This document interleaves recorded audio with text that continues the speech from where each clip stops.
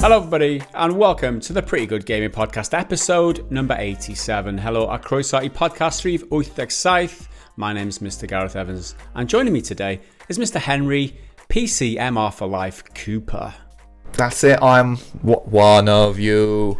Join us. One of us. Yeah, Henry is a fully certified PC Master Race member now, and that is one of the topics we'll be talking about today. Which is Henry's transitioning from console scrub to PC Master Race, obviously. The only transition anyone needs to care about. What else were you thinking? But first we've got some Assassin's Creed Valhalla got Ubishafted news, which we're going to jump into straight away. You can probably guess what it's going to be. Probably you've seen it on the title of this video, if you're watching on YouTube, that is. We also have a quiz, as normal, from Metal Shark this week. We have some questions from our patrons. We've got a triggered fanboy comment of the week, or maybe a dumbass dipshit of the week. Depends how we feel. We've got a couple of kind of half-baked ones. And then lastly, bad dad joke of the week to finish off. So, Assassin's Creed Valhalla has been Ubishafted. And what I mean by that is that Ubisoft have done a Ubisoft, and they have now began selling XP boosts in Assassin's Creed Valhalla. Henry, why are you shaking your head? Right, so before we started doing this podcast, I'd thrown a few bits up about my PC experience and all that. And Gaz was like, okay, cool, I found this story about Assassin's Creed. I hadn't seen it yet, so my response was just, ha ha ha ha ha ha ha ha, because it's so fucking hilarious. On balance, yeah. I quite like Assassin's Creed Valhalla. I reviewed it recently. Go watch that. Pretty much all of my complaints come down to it's too fucking long and repetitive and just full of shit. Oh, I wonder why that is, Henry. Is it because now that this comes out? Yeah, now that this is it. It's funny, isn't it? It's funny how the game is repetitive and boring after a while. Because weird. If that wasn't the problem, the game would have been great because any of the bugs that were there, because there's plenty, almost as many as Cyberpunk, but I think Cyberpunk still takes the crown for that one. Yeah. It's really, really buggy, but because it goes on for so long, your tolerance just wears right down. Like, I mean, I'm quite tolerant of bugs, and by then I'm just like, oh, fucking come on, I can't be arsed.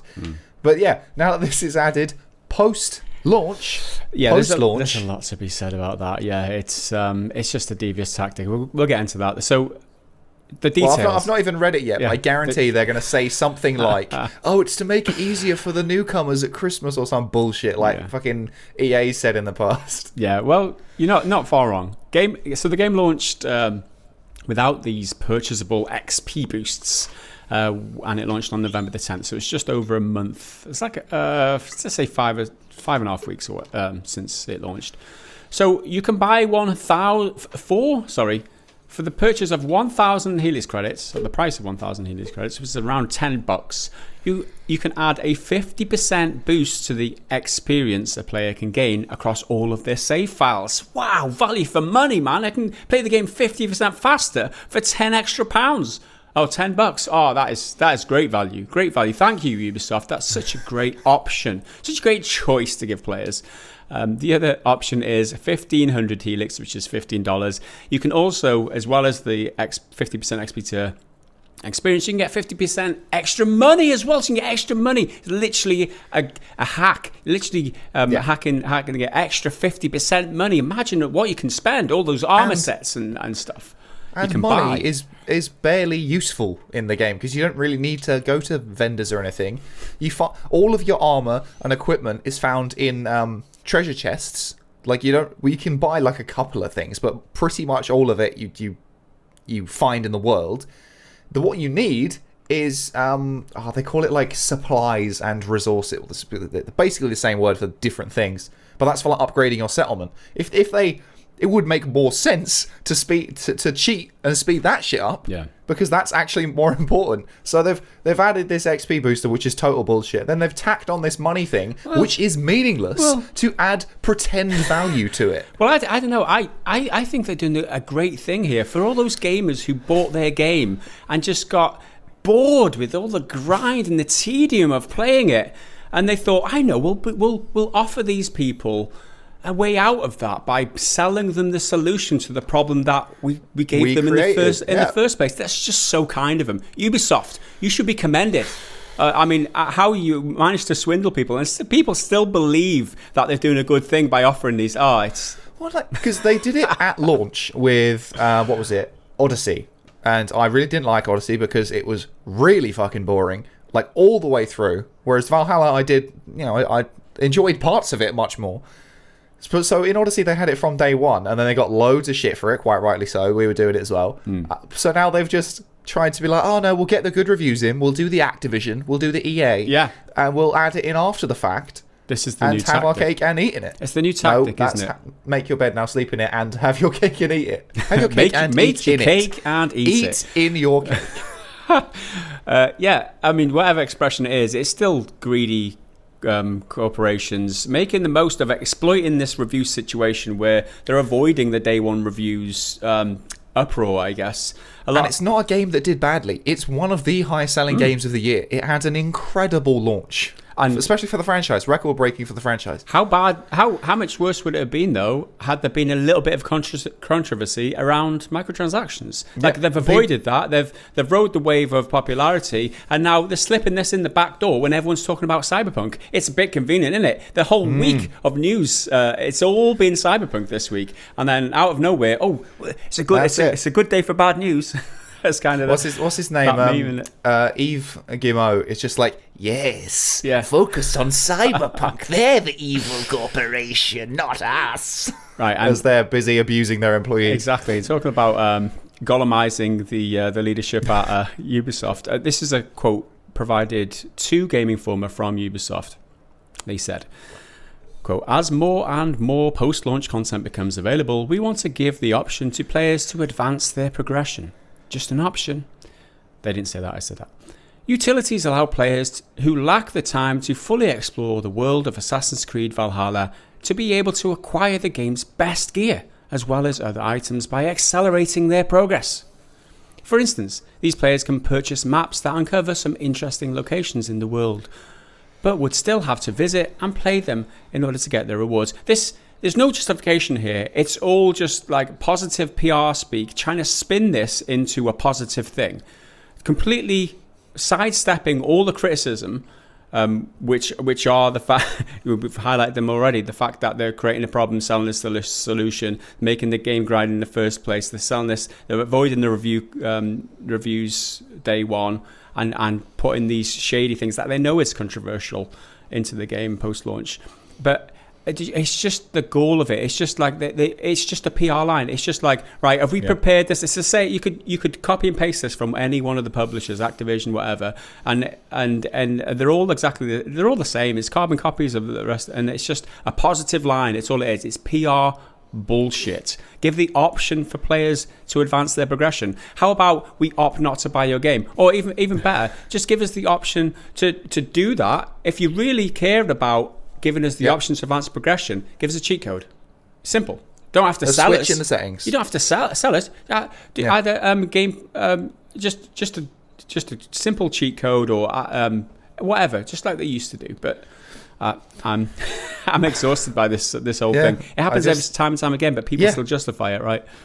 And then where it says about the maps as well, I think the maps were already there or in some capacity to like unlock collectibles, like show where they are on the map, that kind of thing at the very least. But that is actually one of the best parts of this game. It's one of the ways Ubisoft kept it Ubisofty, but masked it a little bit, because the map is still full of stuff. It's full of like settlements to raid and treasures to find, but it didn't tell you what was what. It grades it. I think there's gold for treasure, blue for like activities, that's interesting things, and then white I think is for collectibles and stuff. So going to these blinks, you'll be like, oh, there's something over there. It's either gold, white, or blue. I'll go find out. And that had a real good sense of adventure about it, because then you'll be like, oh, what am I going to find? Oh, a nice piece of armor. Oh, that's actually pretty good. I'll use that. That's rewarding. Unlike what I did really, one of the things I really didn't like about Odyssey was the constant flow of loot and just, here's stuff. You know, like kind of ADD, ADHD, giving you information and just shit all the time. That took a step back. But now they're breaking one of, well, at least in my opinion, one of the best things about this game in comparison to recent ones. It's like, yeah, we're just going to take away the fun. We're going to make it shorter because our game's not good enough for you to spend your time in. So we're going to make it better for you by not taking up so much of your time because our game is so boring. Yeah. That's all I'm hearing.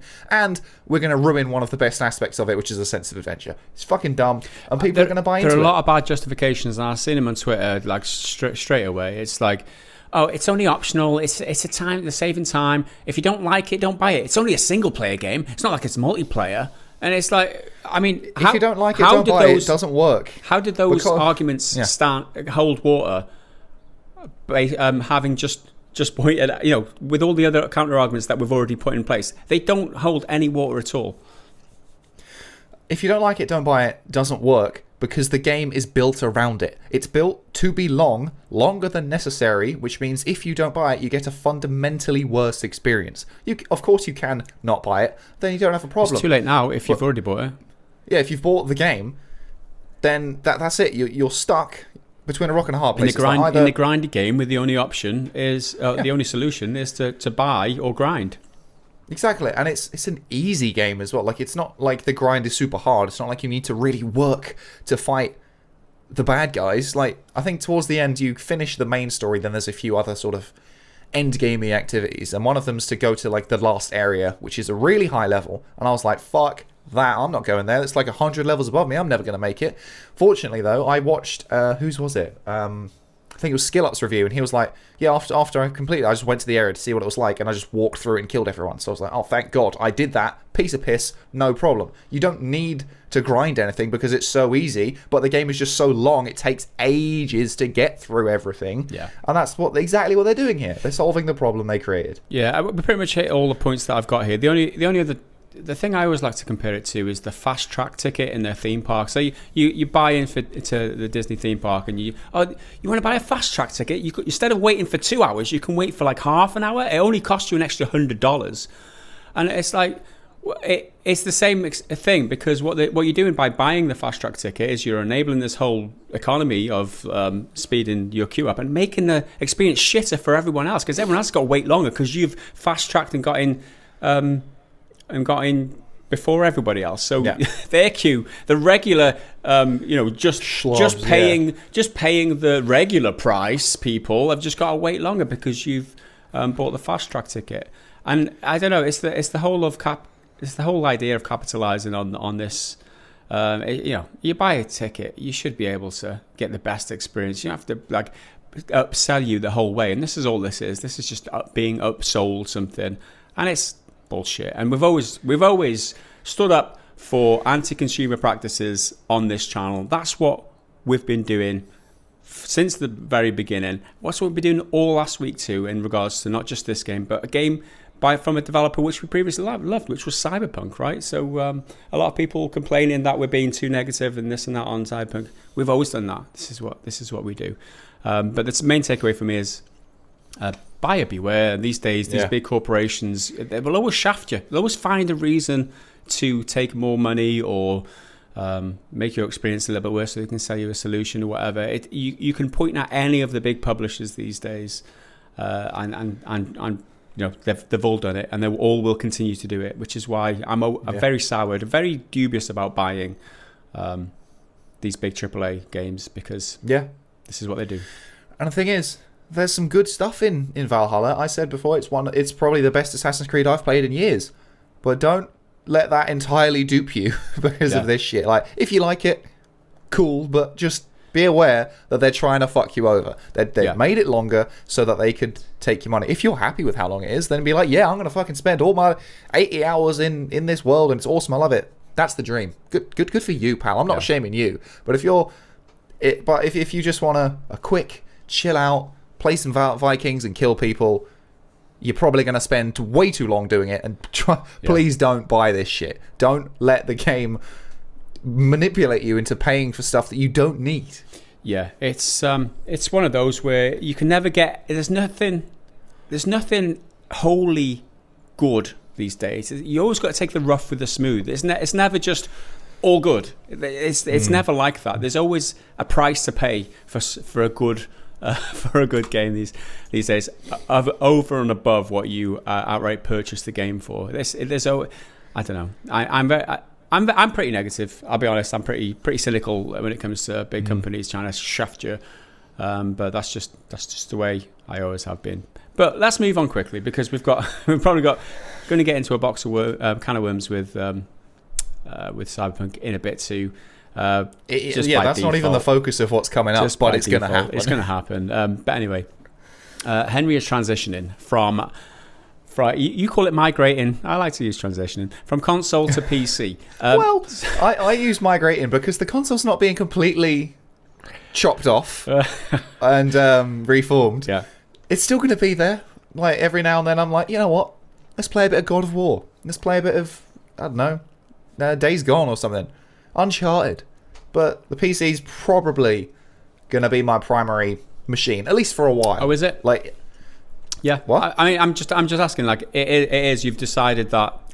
Probably. Yeah. Like, obviously, apart from any sort of Sony exclusive game now is most likely going to come out for the PS5. Maybe will work on the PS4, but it's probably going to run a pretty dog shit. Yeah. And I don't own a PS5 yet.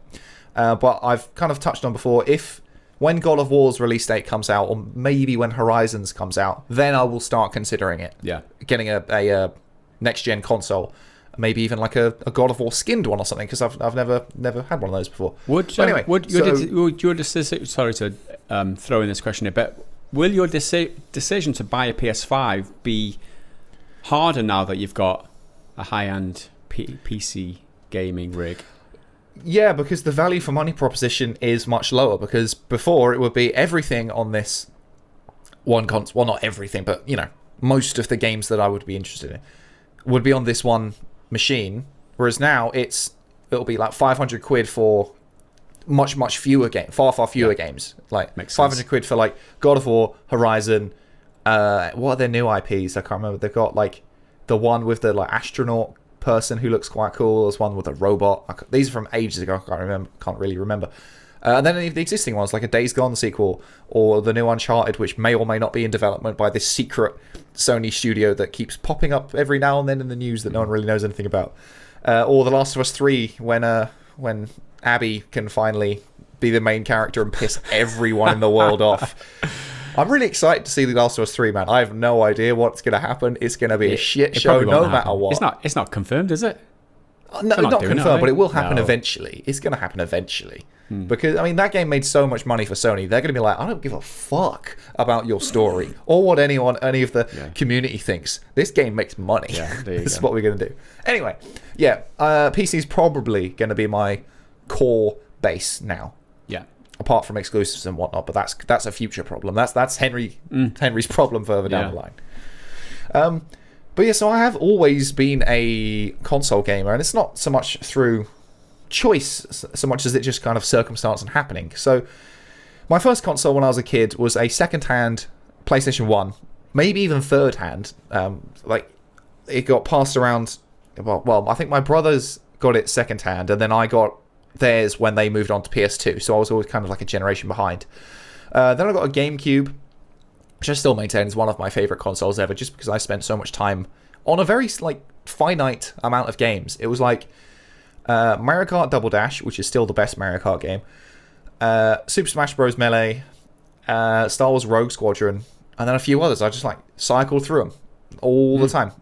And as well, it was not like a console, but we had a couple of Game Boys floating around, so I used to play Super Mario Land religiously. But yeah, that's another thing. Yeah. Got a Wii because the Wii was cool for 5 minutes, and then they just stopped making any decent games for it. It's like, you're going to have Legend of Zelda and Metroid Prime 3. It's like, oh, awesome. Got anything else in there for this, 6-year console cycle? Wii Sports. We got Wii Sports. You can play tennis. Well, the thing is, the Wii, my Wii console has outlasted all of them because it still gets played. Well, maybe not this year, but it still gets played every year at Christmas. Where tradition. It's going to be a bit different this time. But traditional Christmas in my house is normally me, my mum, my stepdad, then my 3 siblings, and then my mum's sister, so my aunt, and all of her kids. But we're not kids. I'm the youngest. They're all late 20s and 30s and stuff. And we all end up playing we bowling, and we're all terrible at it. It stands up like the Wii Sports. It's a good party game. It's a good party game. Stands up to I'm this always day. like, fuck the bowling, do the tennis or the boxing. The boxing, yeah. But they're like, no, we want to do the bowling. I'm like, all right, cool. Yeah. I'm bad at real bowling. I'm bad at virtual bowling, and I have no interest to get better at either. Like, it doesn't benefit my life in any way. True. I'm just there for the party food and like sausage rolls and nibbles and stuff. Anyway, so after the Wii, Xbox 360, I think most people, or at least of my generation and stuff, had the Xbox. It wasn't even a toss-up between Xbox and PS3. I was like, all of my mates have Xbox 360. I can play with them. It's Xbox 360. Like that. That's it. The only thing that bothered me, and still bothers me, is Metal Gear Solid 4, because that's exclusive to the PS3, and that's it. Like, they didn't port it up to PS4. You can emulate it now, I think, on PC, which I am considering doing, but it is questionably legal. And I think morally I would want to support the game itself in some sort of way, but that's, a future problem. Mm-hmm. But yeah, Xbox 360, that was my main like multiplayer machine, because me and my mates used to play Halo 3 all the time, and like the occasional Call of Duty, but that was like Call of Duty 4 and what's one of the World War II ones, but World at War, I think it was. First one was zombies, I think that was. Anyway, well, that one, whichever one it is, someone will probably know. And then after that, PS4, which is what I currently was on until the new beast, whose name still is undecided, but it's probably going to be... Wait, hold on. There was a vote recently about what the name of my new machine was, and I can't fucking remember which channel it was in. You should call it so Frodo, man. You should call it Frodo. No, but Frodo... He harnesses the power, right? Frodo bears the ring, and I'm Frodo, and he is the ring, but I don't think he's the... Well, Craig was, I think, the top vote last time I saw it, as in the brute from Halo, and I quite like Craig, so he could be called Craig. I think that's probably going to be the one. So on top of like those consoles, ending with the PS4, which I've obviously spoken about a lot on the channel in the past, played a little bit of the Mega Drive, because at my dad's house, my stepbrother, who's pretty much exactly the same age as me, had a Mega Drive. He was a big Sega fan and retro fan, but he also had a Dreamcast, and I played a lot more of that, which is where my love for Power Stone is. And when Power Stone comes back, which it fucking eventually will, life will be all good, the world will look brighter, everything will be better. So you've never had a gaming experience primarily on a keyboard? Not really. Like, I've played PC games on and off, like at mates' houses or at work or whatever. Office, yeah. But never, consistently. And the mouse I've always loved, because you get so much freedom. You can much more accuracy. You can aim everywhere. Headshots are a piece of piss. It's the keyboard that takes a bit of getting used to. Yeah, feeling out for me, because it's my left hand. I'm very dominantly right-handed. Like I barely do anything with my left hand. I think my very first gaming experience was the ZX Spectrum, right? And if you don't know what OPQA space, those are the controls back in the day. OPQA space, imagine that, left, right, up, down, and space. That's how we used to control. No mouse. It was just like left, right, up, down, space. And the same with the Commodore Amiga. And then and then from that, I don't think I had a Super Nintendo, a Game Boy. But other than that, there was a dip in my gaming years, and then I went straight to the PlayStation, obviously, and then straight to the PC as soon as I could, essentially. But I think in my formative years, from the age of like 6, 7, 8, it was always keyboard, and then keyboard and mouse, and then as soon as I could afford it, when I got my first job, it was PC, and then from then on, and we're talking over 20 years ago now. Yeah. So it's been PC ever since. So I never really got into consoles. I've got them, but I don't really. It's not a mainstay. I think that's such an important part of how you either become a console or PC player. Because I imagine, well, your generation, as you were saying, on like the Commodore, that's already built kind of like a keyboard, so that's a more natural progression. Then there's kind of my age group, which is where consoles got much better to the point where they can actually run their own games pretty well for what they are, right? But then I feel like a lot of people, at least my age, became PC gamers because they had good PCs at home. Not necessarily their personal ones, but even like their family computer that they could run on, like Baldur's Gate or something like that. I never had that. It took us years to even get a PC, a shitty Dell desktop, like I didn't have one in my house until I was in high school. So I would have been like, when did you go to high school? Like 11, I think. Yeah. You turn 11 in high school, yeah. Which is how old would I have been? I think 2007. Yeah, I went to high school in 2007. And it was awful. It was I say awful. It did what it needed to do. My mum used it for Microsoft Word to do like Office stuff. That was basically it. Like, we didn't need it for anything else. So gaming was out of the question. I tried to play something. I think it might have been like a very, very early Command and Conquer. Yeah. Because I was like, oh, that looks cool. I think we had like a second-hand copy that a friend of a friend of a friend had given us. Not a chance that game would fucking work. Yeah. Like, they just couldn't do it. And then eventually we got like a laptop as opposed to a desktop so we could move it around the house. But again, same situation. It's for Microsoft Word, and that's basically it. And that motherfucker got overloaded with viruses before long.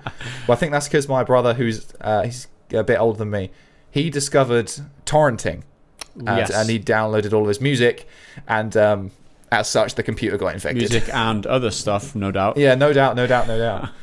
See, I was far too young for any of such activities for a young boy. And then after that, I had my own laptop, but again, that was for schoolwork and then uni work. So it was never even considered, oh, let's try and play games on this, because it was such a additional expense on top. Whereas my consoles did everything I needed them to do. Yeah. The only blind spot, which I've always been envious of, really, in terms of PC space, that I can't get really at all on console, is strategy games. Like I said, Command and Conquer, I was like, that looks awesome. You're like above and you can control your guys and you can like flank and stuff, but it just never worked. And console stuff, there's a couple of them. Like Halo Wars, I played because I like Halo. There's an XCOM on there now too. Yeah, XCOM is as well. And it's fine. Like it's fine. Yeah. But mouse and keyboard is it's just ultimately free. Just to get like across the screen, where you want to be on the moment you want to be. Yeah. But you picked up Gears. Well, you got Gears Tactics, and you played that on the Game Pass, didn't you? One of the first games you played. So I was playing that on Xbox One X, and it ran reasonably for most of it, and then out of nowhere, it's just crashed. Well, I say out of nowhere, I know exactly what caused it. Anytime you go into the crew menu, so you recruit people in the game, kind of like XCOM, but it's not as deep. And then you can like customize their appearance a little bit and swap out their armor, so they, different stats, different perks and shit. But then it would just be like, nope, I'm gonna crash, hard reset you back to the beginning, and you're just gonna have to boot up again and hope for the best. Fortunately, the game's very forgiving with its save points and stuff, but honestly, it happened multiple times within like 5 minutes. It was insane. It just kept happening. But I then, once I got the PC set up, I was like, well, I've already started, I won't say XCOM there, Gears Tactics, so I might as well finish it. And it's got like cloud saves, and there's Xbox Game Pass for PC on PC, obviously. So I picked that up, and I was just like, yeah, this is the way. This is the one. This is smooth. This is nice. I can click where I want to click. I've got decent frame rate. Somebody clip that a little bit. Somebody clip that. It's smooth. It's nice. Smooth. Henry describing his PC Master Race experience. That's it, man. Smooth. Like, knock all the settings all the way up. Yeah. It ran beautifully. As it's meant to be played, right? Yeah. And I was just like, now looking at this, the gameplay quality, we can't zoom in much because it's a strategy game, but even the gameplay quality and gameplay cutscenes, if you know what I mean, look as good as like the proper cutscenes, or as good as a game like Gears 5, really. And Gears 5 is a really good looking game, even on console. And I plan to, after some Cyberpunk time, to circle back and try and do Gears 5 on PC to really flesh that out and see what that beast can do. So I might as well just say what the machine itself is. And most of this doesn't mean much to me at all. I just know they're high numbers that do good things, because I'm not techie at all. But so, in case this is your first time listening in, the PC is a combination of brand new parts and then second-hand parts or reused parts from Metal Shark, who is one of our very, very generous patrons, who's upgrading his own PC and then had like other bits flying around, and he's kind of compiled it. And Gaz, who donated, well, not really donated, but you paid Metal Shark to do some work, do some editing on the guitar channel, and as opposed to a direct money figure, it was the graphics card, right? Yeah, I mean he wouldn't accept payment. He was like, "Oh, I'll do it. Just just for free. I was like, there's no way you're doing all this editing for me, because I was in it. He's far too generous.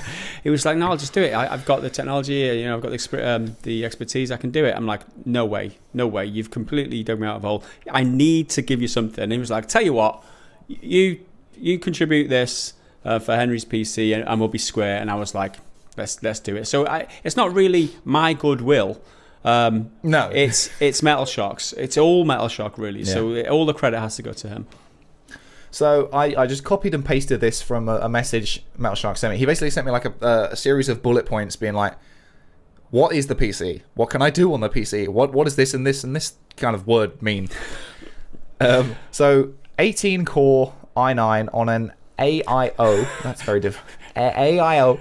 With 32 gigabytes of RAM and an NVIDIA RTX 3080. So it's the 3080 which is the graphics card that I put the money towards, so Metal Shock filtered it towards. But let's look at the 18-core i9 processor. This is Metal Shock's spare processor, which is way above mine, which is a few years old now, but it still stands up. But Metal Shock's used bits.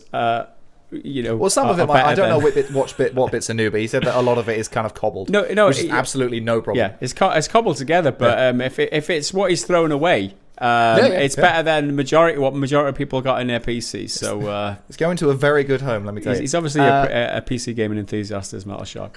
Yeah, oh yeah. And then I bought the monitor, which is a 1440p 144 hertz 32-inch curved monitor, and it takes up the entire fucking desk. And it's fabulous. Mm-hmm. So I barely know what most of that means. All I know is that it's really fucking powerful, and it's wonderful. Like, well, on the topic of how powerful it is, right? We've been talking about Cyberpunk. Everyone's been playing it. Well, trying to play it at the very least. And even my PC, which is, very nice, very shiny, very, very new, and can do all this wonderful stuff. Even my PC's having trouble with loads of stuff. Again, I've said it several times. Pretty much everything I'm facing isn't, like, game-breaking. It's not crashing, really. I think I have actually had one crash, and I can't even remember what caused it. I think I was fucking about with settings and stuff, and it just gave up. Yeah.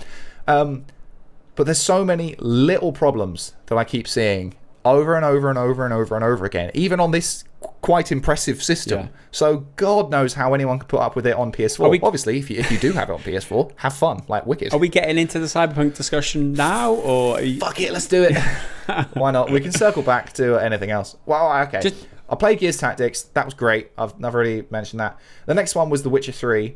Well, and I didn't really do much at all in it. It was just kind of a benchmark to see, right, what happens if I put it on minimum? What happens if I put it on ultra? Yeah. Is there any visible, degradation in frame rate or anything? There wasn't. Ran totally fine. But played through like the first 30 to 60 minutes. So after the dream sequence with Yen at the beginning in the tutorial, then you're in White Orchard, and then you go to a bar, I think, like an inn, and you're like, oh, have you seen the woman with black hair and she smells like lilac and gooseberries? And everyone's like, no, I haven't seen her. Fuck off, Witcher. Yeah. Like a fucking goon. Yeah. And then there's the Griffin shit. So really, really, really not very far. Even installed a couple of mods, which I think I touched on last week. So just little ones to make things look a little bit different. So that was that.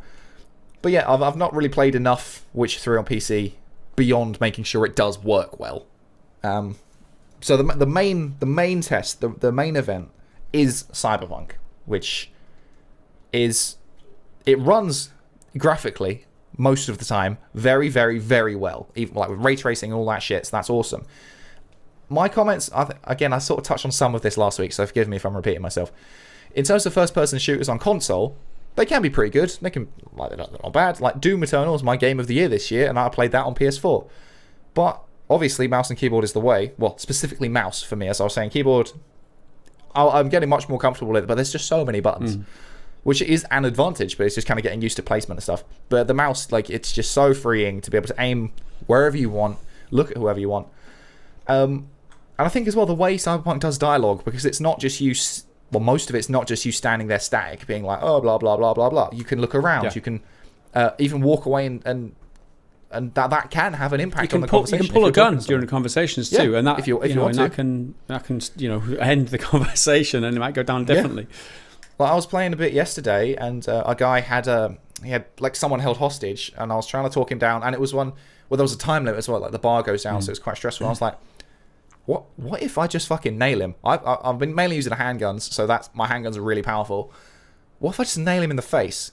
This could backfire. He could not die and then shoot this guy, but fuck it. I'll reload the save if that happens. Save's coming, man, for the win. Save's coming. But yeah, I nailed him and he died. And I was like, I feel like a real fucking cowboy right now because I took him out my way. So that was awesome.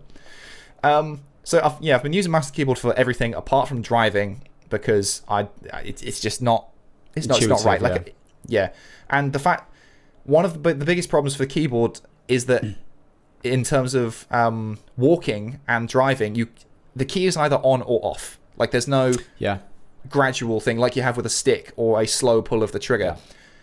And the game doesn't currently have like a walk button because often first-person games will have like hold like control or something to move slowly. And the amount of times where I'm following someone, they're like, "Right, meet me at my apartment. Like, walk with me." I'm like, "Run, run, run, run, run, run, stop, run, run, run, stop." Like, stop.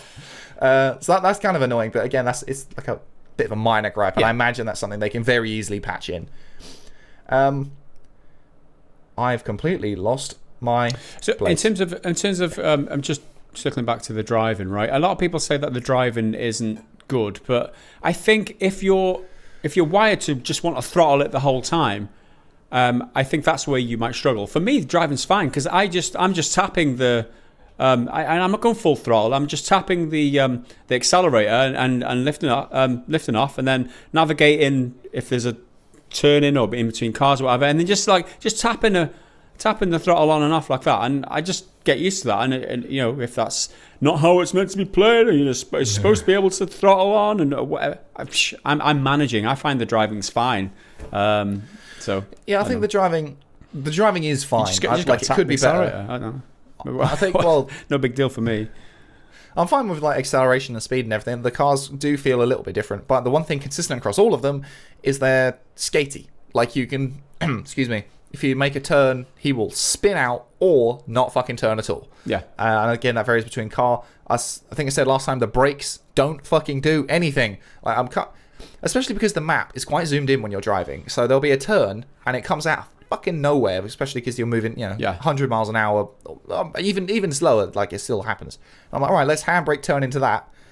Nope, you ain't doing that. You're spinning all of the way around, or you're not stopping and you're going straight past the turn you need to make. So you need to whip around, probably run someone over, get the dumb police on you who can't do shit. Turns out there's no police around, so it says, "Oh, you wanted? Yeah, you're not wanted anymore. Don't worry about it, buddy." Yeah, don't worry about it. I think your thought in the future like that, where technology is everywhere, that your wanted level might stick around a little bit longer, where they can have surveillance on you at all times around the city. You'd have thought they'd come up with a system to be able to track criminals a little bit better than they've got.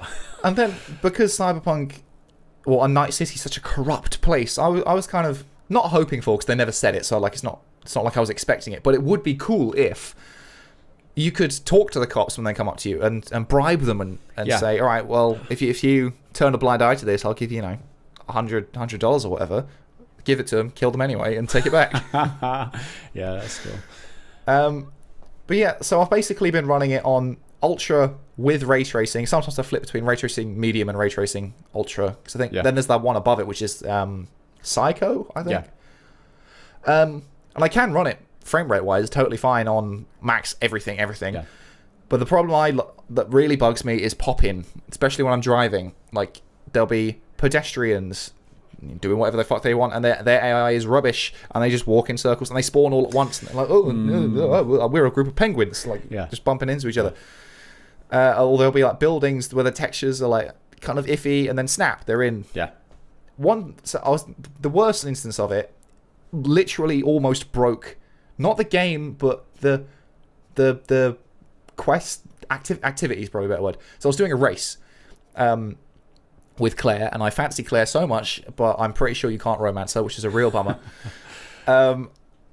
So we're driving along, doing the race, doing well, and then out of nowhere, the car just appears next to me. I'm like, I was sure I was further ahead than this. I've been racing real clean, car's doing pretty well. Then I turn the camera behind me, and all the cars are just like drive, pop, they're gone. Drive, pop, they're gone. It's like they can't render them because they're kind of on the cusp of being too far away, but kind of just in. So their positions change all the time. At one point, I went from first to third just because the cars popped up. Like, it wasn't in my screen, so I can't guarantee that's what happened. Yeah. Maybe they just did some amazing, Formula One driving shit and just zipped past, but I don't buy it. No. It cost me the race on one of them. I came second instead of first. It pissed me off. It's so very rough around the edges, this game. I think I have to say this now. I've given up for now on Cyberpunk. For now is the key. Yeah, I've given up for now. I've not given up on it wholly because I know they'll sort it out and they'll sort out the issues. However, I mean, other people have got their own opinions and their own tolerances for bugs and also their own different experiences with the bugs. But for me, it's not playable. It really isn't. And obviously, it's a massive subjective opinion and experience. So if you're having a great time with it, more power to you, dude. Have a great time with it. But for me, I just can't play it anymore. There are a few instances that are just ruining the whole experience for me. I'm the kind of person who likes to play a game through once and not really go back a lot, especially if it's a story-driven game.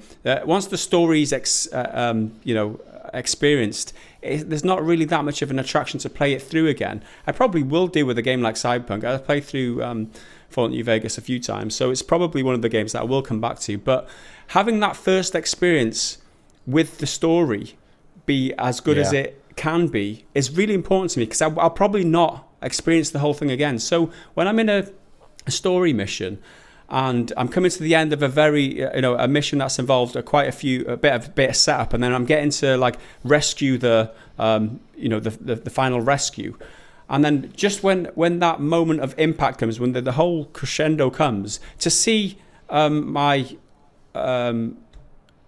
helper NPC just sliding along the ground when this person's half dead and we've just rescued her and she's unconscious, and it's a quite an evocative moment, and then to see someone skate around on their knees and then just they're talking to you and the mouth isn't moving, and then the wire that was stuck to Evelyn's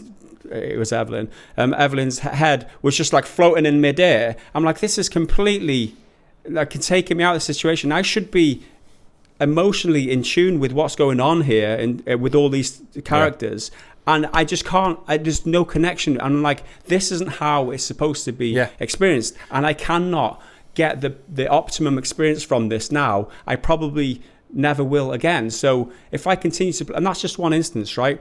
And it's every single mission for me on my system and in my. I'm not even running on a bad system, and this is one of the things that they've not really addressed is the performance is really bad for some people on PC. It's really bad. There was this one mission where just after that, my whole user interface went like my menu screen was not showing all the graphics, just some of the text. And it's time and time again is where there's a mission where I'm at somebody's wake. I'm not going to spoil too much, but I was at somebody's wake, and again, it's a very touching moment. It's one of those moments where you're like, this is a special. There's not many games that do this, take you on this emotional journey and have you participate in the grieving of somebody who you felt close to and who you've lost, and it's a really special moment. And again, it was ruined, like floating things, people skating around, and people's faces, mouths not moving. I'm like, this isn't it for me. Yeah. And that's where I drew the line. I was like, I would rather wait the 6-12 months until all this is ironed out, and then have that experience that it's supposed to be experienced. And I know other people haven't had these issues, or they might be able to tolerate that, but I want to be connected with the emotions that my character is supposed to be connected with without being zapped out of the immersion by these petty little bugs. I don't know, it's almost a waste of a good opportunity for me, so I'm not doing it. Yeah, I totally get that. Like, one of my biggest ones at the moment, and again, this happens like consistently all the time in kind of little ways that constantly undermine any important emotional beats. And then, like, I won't spoil it, but if you've done the prologue, you've seen it. Important moment, the high emotions, let's just say, and there's the guy like brings his hand up to his head to like touch his head or something, and his gun, which he's not holding, he's not even got the hand positioned to be holding it, is floating, attached to his hand, and goes through his head. And he's like confiding in me. Yeah. And it's a very important, as I say, like a crescendo moment. I'm like, I feel nothing right now because you've totally taken me out of it. And it happens all the time. Like, very regularly, when Johnny Hand lights a cigarette, it's just there. Just hovering. And that's what he does a lot. Yeah. He's a chain smoking guy. So it really, I think that it really bugs me. Is the main problem for me. That like I can deal with all the glitches and pop in when you're driving around and the occasional enemy like just T-posing or whatever. That's fine. I can deal with that. But when the whole point of the game is undermined, the whole point is to experience the game as V, and it's a role-playing game. You're supposed to get into this character's mind. You're supposed to become this character. That's the whole point of a role-playing game. You're supposed to become this character, and to not be able to experience it the way it was supposed to be experienced, it's just a waste of time for me. I don't know, and that's the biggest frustration, because I see a lot of people like,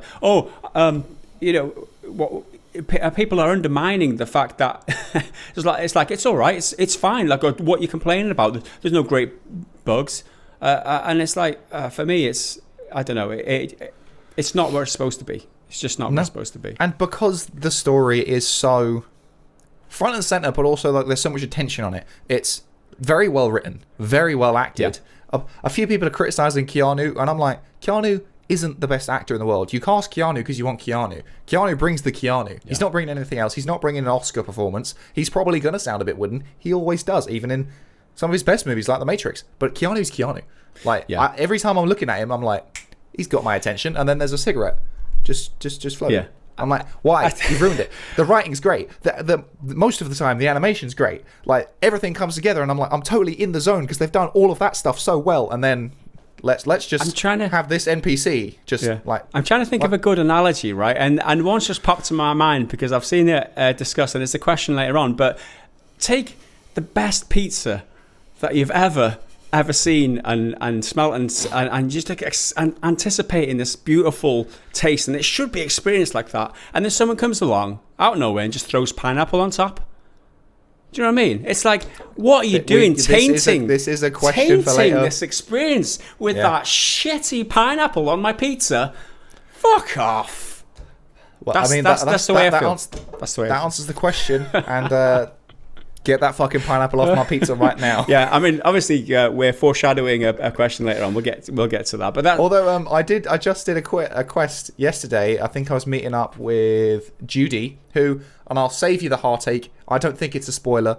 You can Google it otherwise. Okay. It's not a story spoiler. It's not a story spoiler.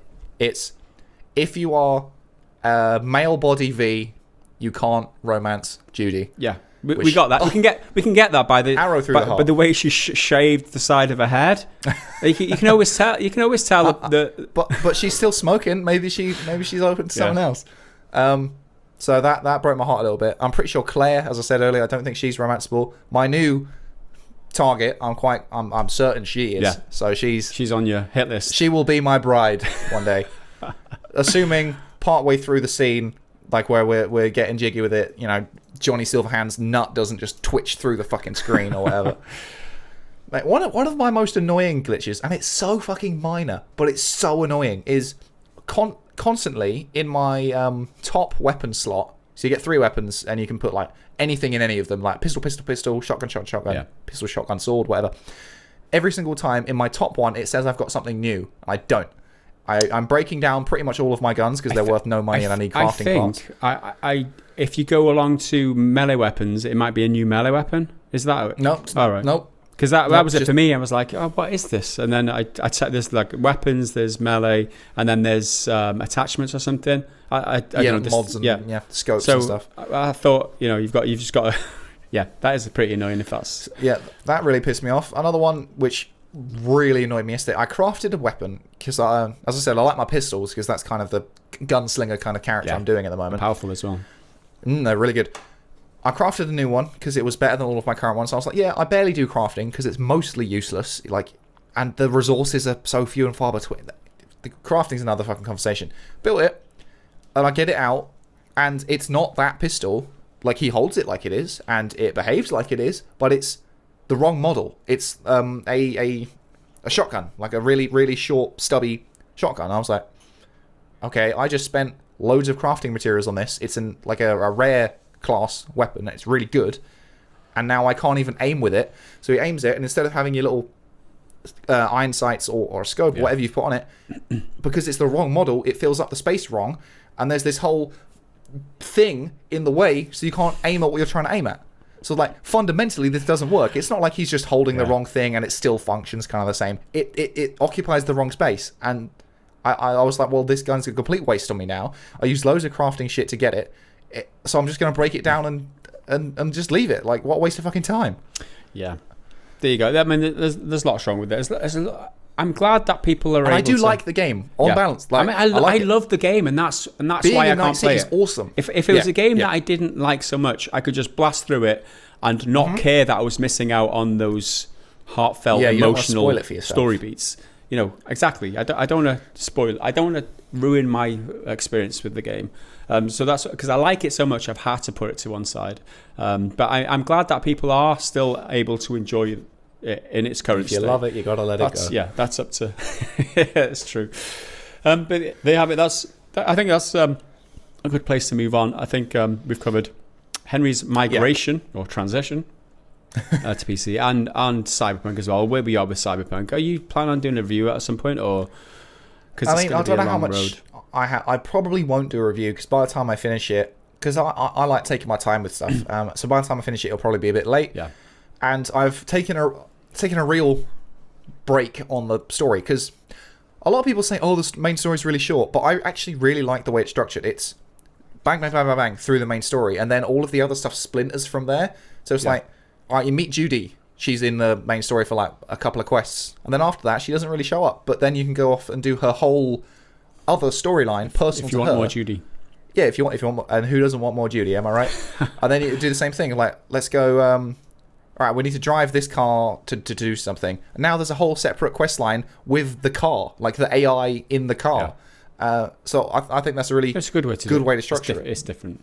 So there you have it. That's Cyberpunk. Let's move on to the next segment, which is the community segment, which begins with me reading out who are the new pledges this week. And we've got 2 new pledges to our Patreon, which come in the form of Craig Brown, which is a $1 per month pledge. Appreciate that, Mr. Brown. Every single dollar helps us out. Zlatan Viola is a $5 pledger this week too. $5 per month. Thanks very much to you guys. And if you do want to support the channel and help us bring this content in the future, patreon.com/prettygoodgaming is where you should go, or you can hit the join button on the YouTube memberships. And from as little as $1 a month, you can get early access to this podcast. So 2 days early, well worth it. As well as access to our patron-only part of the Discord, where you can ask us questions in the podcast, participate in the community, and we are planning on getting some games going now. We're both on PC, so that's going to be coming up soon. There's a great bunch of people over on the Patreon Discord, all conversing, and it's just a fun time to be had. And also, you get satisfaction of knowing that you're supporting us bringing this content, because we struggle just like any YouTuber, but it's really important to us that we have got support from the community, from the people who do watch our content and do appreciate the podcast and that. If you ever thought about maybe I'll support them once in a while, I implore you, please, if you have a thought and you've had the inclination to do it, we would really appreciate it if you did. So thanks very much. With that all said, let's move on to the quiz this week, which is the Metal Shark quiz of the week this week, and it's to be read by me, so I'm going to jump straight in. A nice gentle Christmas themed quiz to see the year out, hoping you two are taking a break now. So I don't know what the podcast schedule is. It like Christmas Day this time next week? It's like Christmas Eve this time next week. Well, yeah, we haven't really discussed it, but I'm going home at I think on the 23rd, but I think I'm probably going to bring like my mic and maybe the camera. I don't know. Yeah. Just in case I do fancy doing something, if out of nowhere Activision crumbles, or the opposite, they decide to give all of their worth to charity. If Bobby Kotick is like, you know what, I'm going to single-handedly end world hunger, because he probably could, then maybe I'll do something. So I could probably record at home, but nothing's in stone yet. We can talk about it more later. Wait and see. It's kind of crept up on us on Christmas. Really has. Anyway, So we got lifelines. It's like Who Wants to Be a Millionaire, but gaming essentially. If you're new here, Who Wants to Be a Gaming Know-It-All? Who Wants to Be a Gaming Know-It-All is what it is. And this we got 3 lifelines. So we got a 50-50. Henry can ask me who, and I'm allowed to see the 50-50 beforehand to help you. And then you get 1 free pass where you get the point. I mean, what? That's just like let's just do 9 questions, shall we? Let's just do 9 questions. Let's do 9 questions. Give you 1 for free. Oh, no. Never mind. Anyway, it's Christmas. It's going to probably be quite hard. Okay, yeah, it's a free present. Give you the present. At the very least, you got to think technically about when you're going to use that, because you never know whether you're going to get a harder question down the line, or maybe I don't know. It's all about choices. So you got three of those. Let's jump into question number 1 then, Henry. Question number 1: Overcooked 2 released a free update for Christmas 2018 called Kevin's Christmas Cracker. Which of the following recipes was not included? Was it A, hot chocolate, B, Christmas pudding, C, mince pies, or D, Hawaiian pizza? Get the I want to say Hawaiian pizza because get that shit out of my life, but it's the least Christmassy thing. So I'm like, surely it's that one. But for a game like Overcooked, well, I think I've played Overcooked 1. And I tried playing it with my girlfriend, and we almost broke up because of it. There's a stressful fucking game for a couple of works through. But Hawaiian pizza, it kind of, I don't know, I feel like it kind of works in that game because you need to make the one ingredient is the base, then one ingredient is the ham, then one ingredient is the pineapple, then maybe one is the cheese, and there you go. That's like, I can understand a gamification of that. Mm-hmm. But I can't believe that it's going to be in the Christmas thing. So I'm going to have to say Hawaiian pizza. Is the correct answer. Your rationale was a bit flaky till the very end. The very last sentence brought you back, because I thought you were going to go for hot chocolate or something. I'm like, Hawaiian pizza just doesn't deserve. I mean, Hawaiian pizza would be in the base game, if anything, not the. Yeah, that's true. It might be in the base game. So that was correct. 1 from 1. Question number 2. In Don't Starve, the seasonal monster called the Krampus appears when the player performs what naughty action too often? Was it A, throwing snowballs, B, killing innocent creatures, C, burning wood, or D, leaving the toilet seat up? I'm not familiar with Don't Starve at all. I remember its name, but I think it's like a sort of survival game, but I can't really remember. Mm-hmm. The Krampus, isn't that it's like evil Santa Claus or something like? It's the Christmas evil creature, mm-hmm. evil monster. So, because it's a monster, I would probably say killing innocent creatures. I don't think leaving the toilet seat up or throwing snowballs or burning wood really warrants this nightmare creature to come after you and try and kill you. So it's got to be, for any sense of justice, killing innocent creatures. Is that your final answer, Henry? That is. It is correct. Killing innocent creatures. And that's what I would have said too, having played Don't Starve. So that's 2 from 2. Third question. The plot of Dead Rising 4 is a zombie outbreak during a near-future festive season. Which day saw the virus spread across Willamette, Colorado? Willamette, Colorado. Is it A, Christmas Day, B, Thanksgiving, C, Boxing Day, or D, Black Friday? Okay. I've never played any of the Dead Rising games in full. I've played like most of them, at least in bits and pieces. And 4, all I remember is that it's like festive. Yeah. I don't remember which specific bit. I mean, maybe Christmas Day. That's the only one I'm kind of leaning on. I don't see why it would be Black Friday. That's not really a real day. It's just a stupid marketing thing that everyone goes bananas for. Boxing Day. I mean, yeah, maybe. But I don't know. I don't know. Why would you set it on Boxing Day? Why would you set it on the day after Christmas and not Christmas? Unless it's meant to be like a big metaphor for how everyone feels sort of hungover and a little bit fat the next day. Maybe that's it. Maybe everyone who overconsumes on Christmas Day, they're the real zombies. It's a massively anti-capitalist game. Perhaps that's the truth. But no, I'll go Christmas Day. Is the correct answer, I think. Yeah, there we go. Oh, is the wrong answer. I'm very sorry, because I thought it was Christmas Day and didn't check the answer. The answer is Black Friday. I thought it was the answer, and I know I'm right. Sorry, I've got egg on my face too, but Wow. yeah, you got that. So it's Black Friday. Maybe it's a commentary on people being zombies when they go and beat each other up to buy a TV. I am very surprised by that. But there you go. 2 from 3. Question number 4. Which game has you sneaking into houses delivering presents as Santa? Is it A, Merry Gear Solid, B, Santa Cell, C, Hitman Mission to Deliver, or D, Stealth Santa? Oh, man. I mean, I would imagine none of these are official releases by their respective companies, but Merry Gear Solid is a pretty great name. Yeah. Because Metal Gear Solid is a dumbass name anyway. Like, it's just, here's cool words stuck together.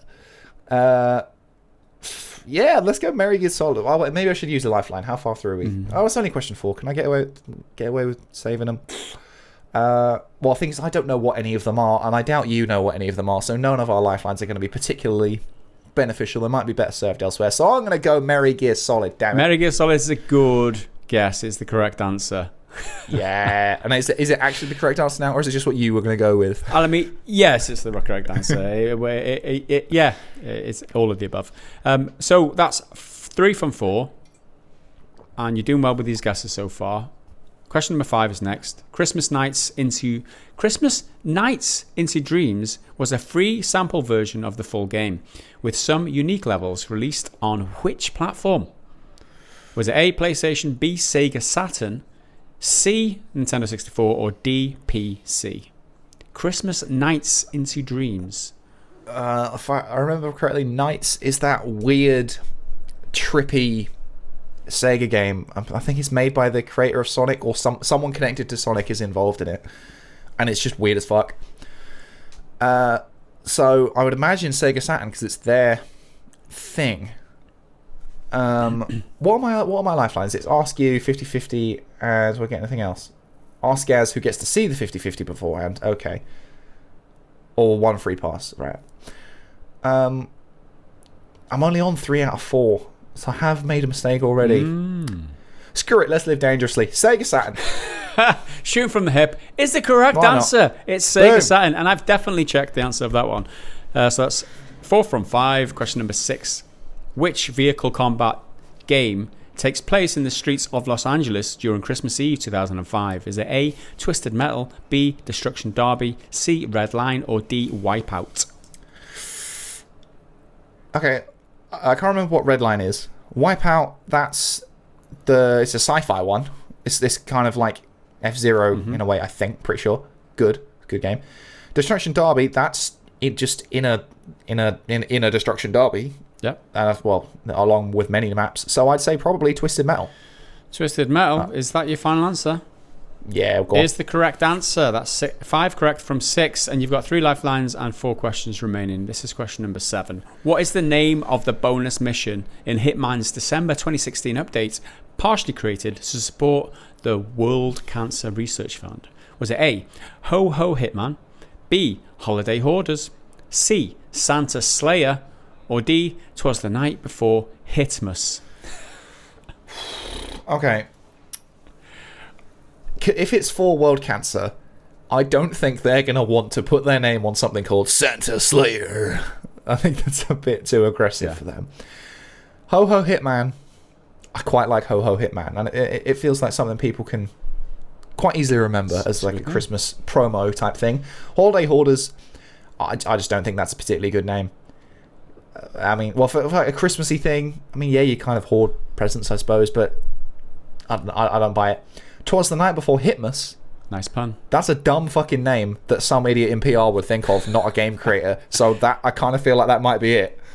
But I like Ho Ho Hitman, just like Merry Gear Solid. I'm gonna go Ho Ho Hitman. Is that your final answer? Why not? Is wrong. It's Holiday Hoarders. It's the... What the fuck is stupid? I mean, name. You've got lifelines there, dude, and you've just... I mean, what, you know... Unlucky. I'm unlucky, taking the risks. I mean, you've been shooting from the hip and it's worked out kind of well for you. But you're on 5 correct from 7, and there's 3 left. Thing is, I should have applied my same logic about it being a dumb fucking name for PR companies for Holiday Hoarders. That's also a dumb fucking name. Yeah. There you go. Question number 8 next. Which game has a DLC where you play as an elf escaping Santa's sweatshop? Is it A, Gunpoint, B, Invisible Ink, C, No Way Out, or D, The Escapists? The only one of those I know of is No Way Out, and I think I would probably know if it had a Santa's sweatshop thing, which actually sounds brilliant. Can I use my 50/50 / ask you question? Okay. My instinct is The Escapists. Having seen the 50/50, it's still there, and I know nothing about the alternative. Right. I will go with what you said because I've nothing to add. No input. Basically, the premise of The Escapists, it is the right answer, by the way. It is the right answer. Fabulous. But basically, the premise of The Escapists is you've got to escape from a prison, or you've got to find your way out or somewhere. So it perfectly fits in with, it makes great sense for The Escapists to have that as a lesson during a DLC at Christmas. So that's why I said that. Yeah, so that is correct. You have got 6 correct from 8. Well used that lifeline, even though it was just an inclination from me. And question number 9 is next. Clay Fighter 63 and a third features a Sumo Santa, which of the following is not a dialogue line that the character has. So three of these are a dialogue from Clay Fighter 63 and a third, and one of them isn't. So is it A, I'm adding you to the naughty list? Is it B, Flabalanche? Like an avalanche of flab. C, I'm going to ride you through the snow. Or D, Santa's going to sit on your lap. This is really unpleasant. I mean, I've got 2 lifelines now, so I might as well use them, one each on these questions. Can I use... Let's go for the 50/50. 50/50 is Flabalanche or I'm going to ride you through the snow. I think Flabalanche is too good to pass up for like a video game catchphrase for him to shout when he runs to someone. Just go, Flabalanche! I'm going to ride you through the snow. Like, I've never played the game. I don't know if that's what Sumo Santa sounds like, but it's what I'm hearing in my head. I'm going to ride you through the snow. Yeah, all right, I'll keep... So not a dialogue is the question, so I'll say the answer is C, I'm going to ride you through the snow. I don't think that's what he says. Yeah, that kind of makes most sense. Is the correct answer... Santa's going to sit in your lap, because that would be a threat, because he's so fat, because he's a sumo wrestler, he's going to crush you.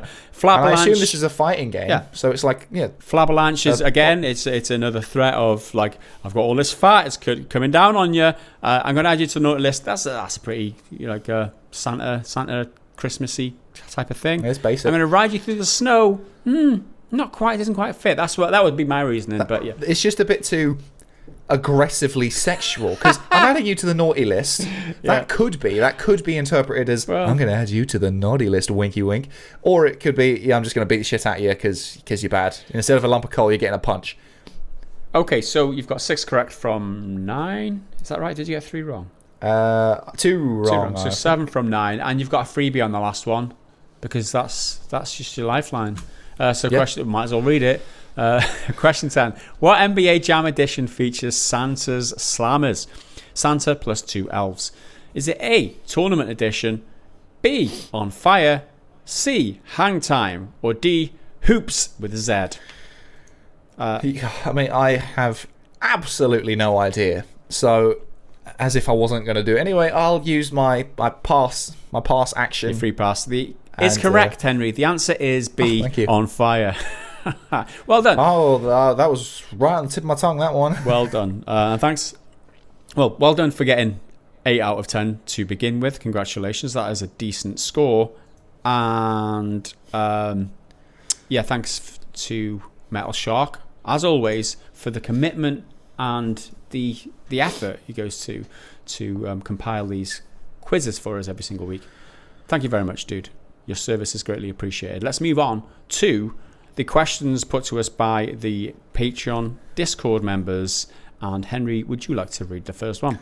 Let's go. This is from Humvg 1994. Can't remember how we pronounce it, so I'm going to stick with Humvg.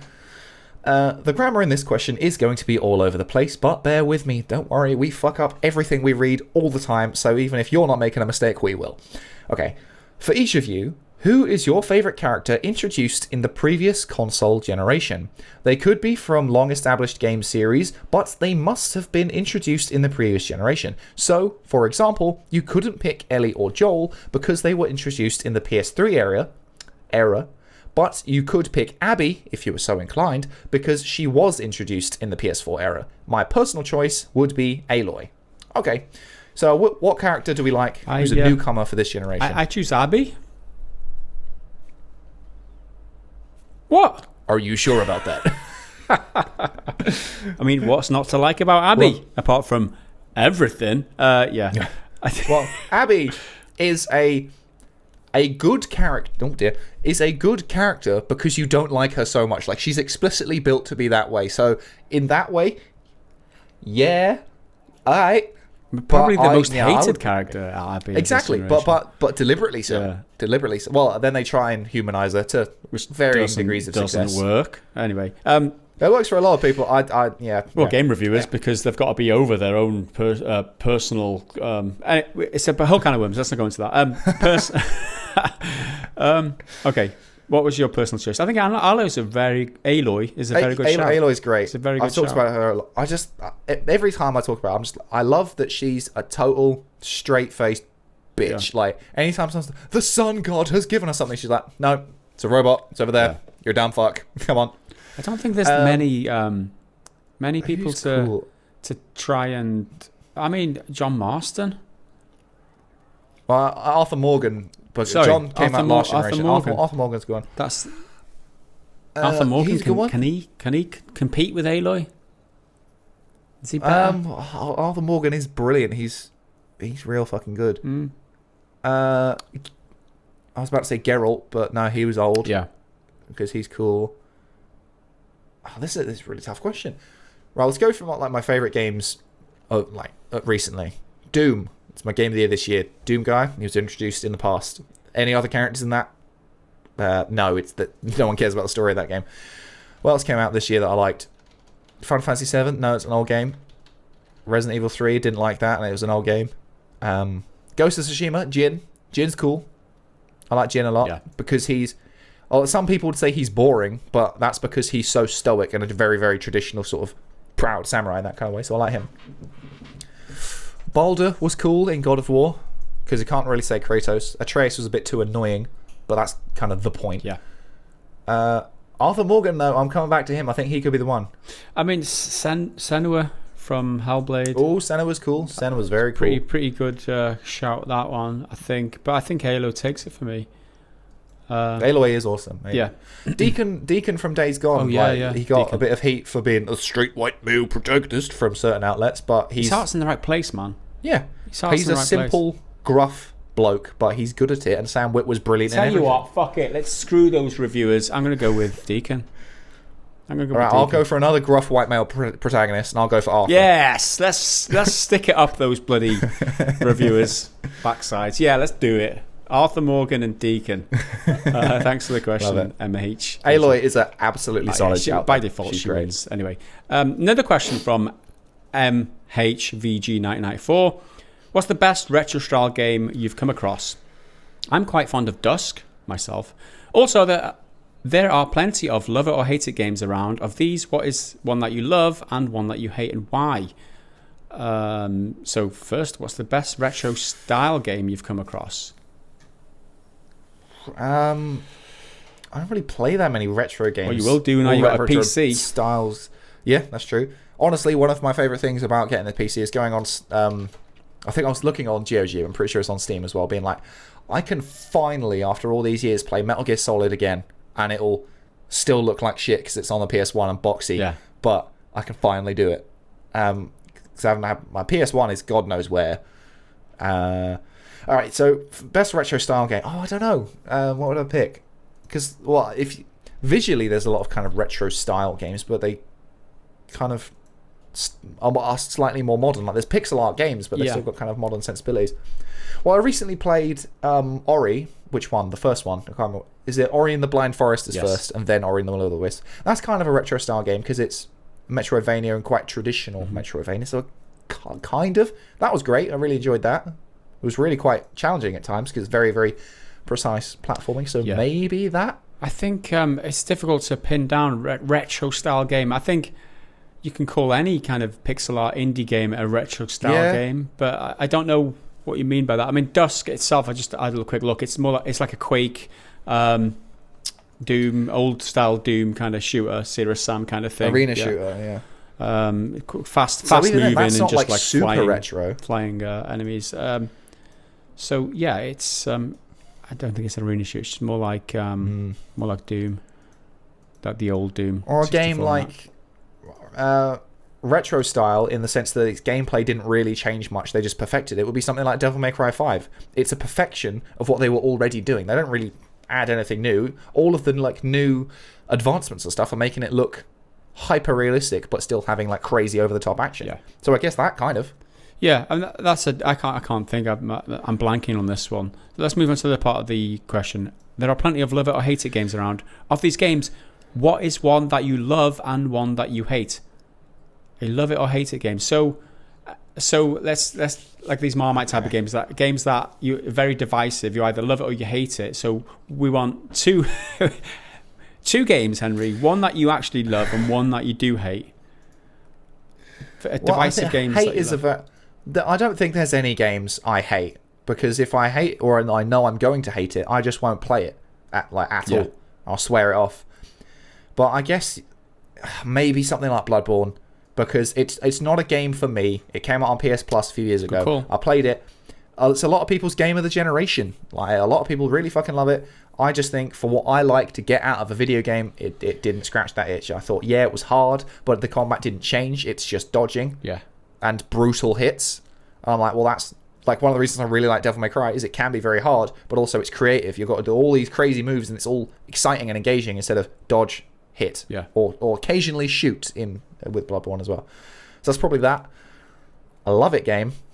I kind of just want to say The Last of Us 2. I don't love it, but I can't, like, it's a proper love it or hate it game for like so many people. I think that qualifies as the most recent example of it. Yeah. I don't love it. I don't hate it. To be fair, I love half of it. I don't even think I hate the second half. Love and hate it. I think kind of. Time, yeah, it's the kind of way I feel. I love first half of it was amazing. I played 15 hours of it and then put it down and not play the second half of it, and I would have thought it was a really decent game. But yeah, I both love and equally hate The Last of Us 2. But I think the hate it for me will be Sekiro. Sekiro was just one of those where it's just like, similar to my answer. Yeah, well, I was kind of riding on your coattails on that one. There's plenty of games that I can say that I hate. And I spent loads of time in, but I think that one takes the biscuit. And the divisive game that I love, I don't know. There's a few of them too. Days Gone could be a divisive game that I love, but I mean, if you read, only if you take the opinions of reviewers seriously, which not many people do anyway. I don't know. I'm struggling to find a game that I love. I tend to focus on the negative emotions. I'm learning that about myself. I don't think many people hate it anymore, but it certainly had a huge, hubbub at launch. But Shadow of War is a brilliant game. There's nothing that plays like it apart from the other one, the first one. But this is like a better version of that. Shadow of Mordor. And loads of people. Yeah, Mordor was first, then War. Terrible fucking name. It's so vague. But yeah, I think it's such a good game. Nothing plays like it, and nothing has since come along that does its Nemesis system right, because it's like a combination of Assassin's Creed and Batman Arkham and loads of its actual gameplay, but then all the Nemesis stuff is totally original. And after they took out all the loot boxes and shit, which is when I got round to it, because I played it a little bit late, because of all that controversy, it's brilliant. And I don't think it's not had such like a revival in the same sense that Battlefront 2 or No Man's Sky did, because it's just kind of like a single player play it yourself game. They took shit out, but they didn't really put much back in to like. There's some DLC, but I guess my love it one would be Fallout 4. Although I don't entirely love it, I've never completed it. But Fallout 4, I did have a decent time with it, so I kind of I can use that as an answer. Let's say I don't entirely love it, so it's not the perfect answer, but I do like Fallout 4. It's the most recent best memory of a Fallout game. Let's put it that way. Let's do a fun one.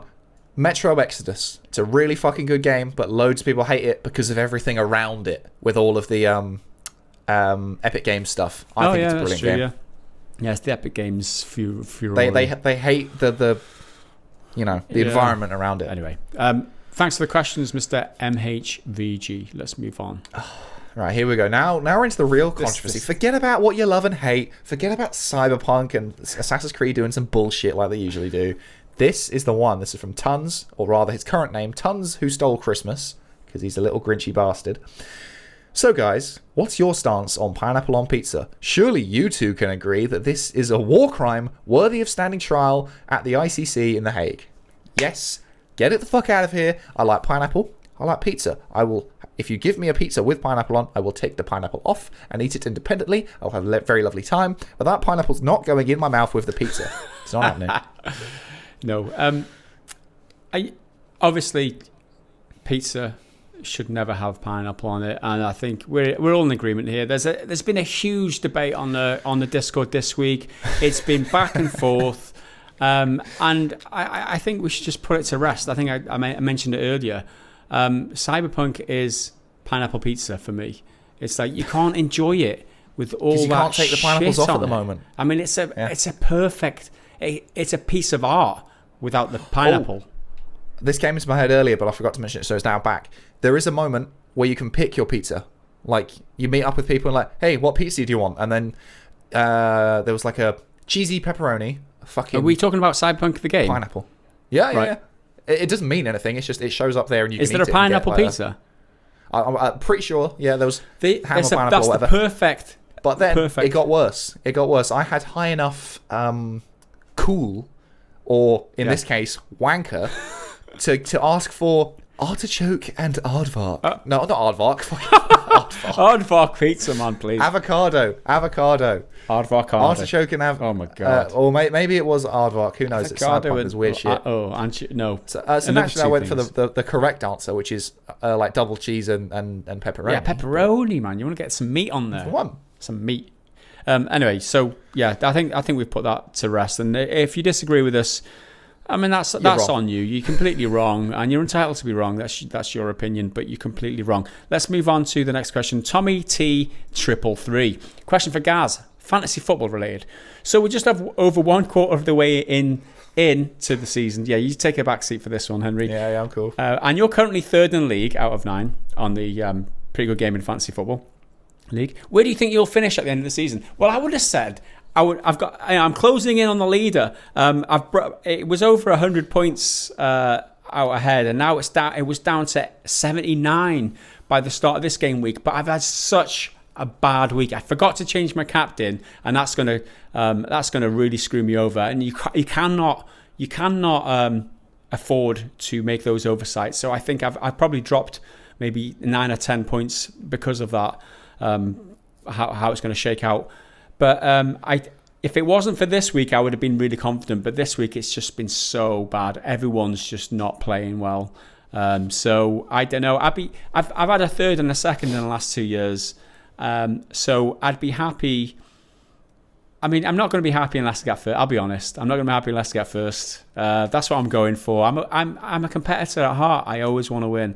So I don't know where I'll finish. Probably third, but I'm aiming for the first top spot.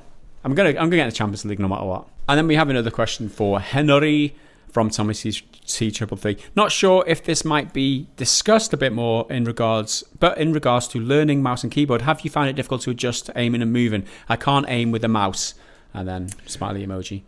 I wouldn't say difficult. The mouse, I love. Aiming with a mouse, it takes a minute because it's so fast and it's responsive. It's kind of responding to stuff when I don't necessarily intend it to because it's so sensitive. But I love it. I think that's just so much more precise. Once you kind of get over that hurdle of why is it moving so much?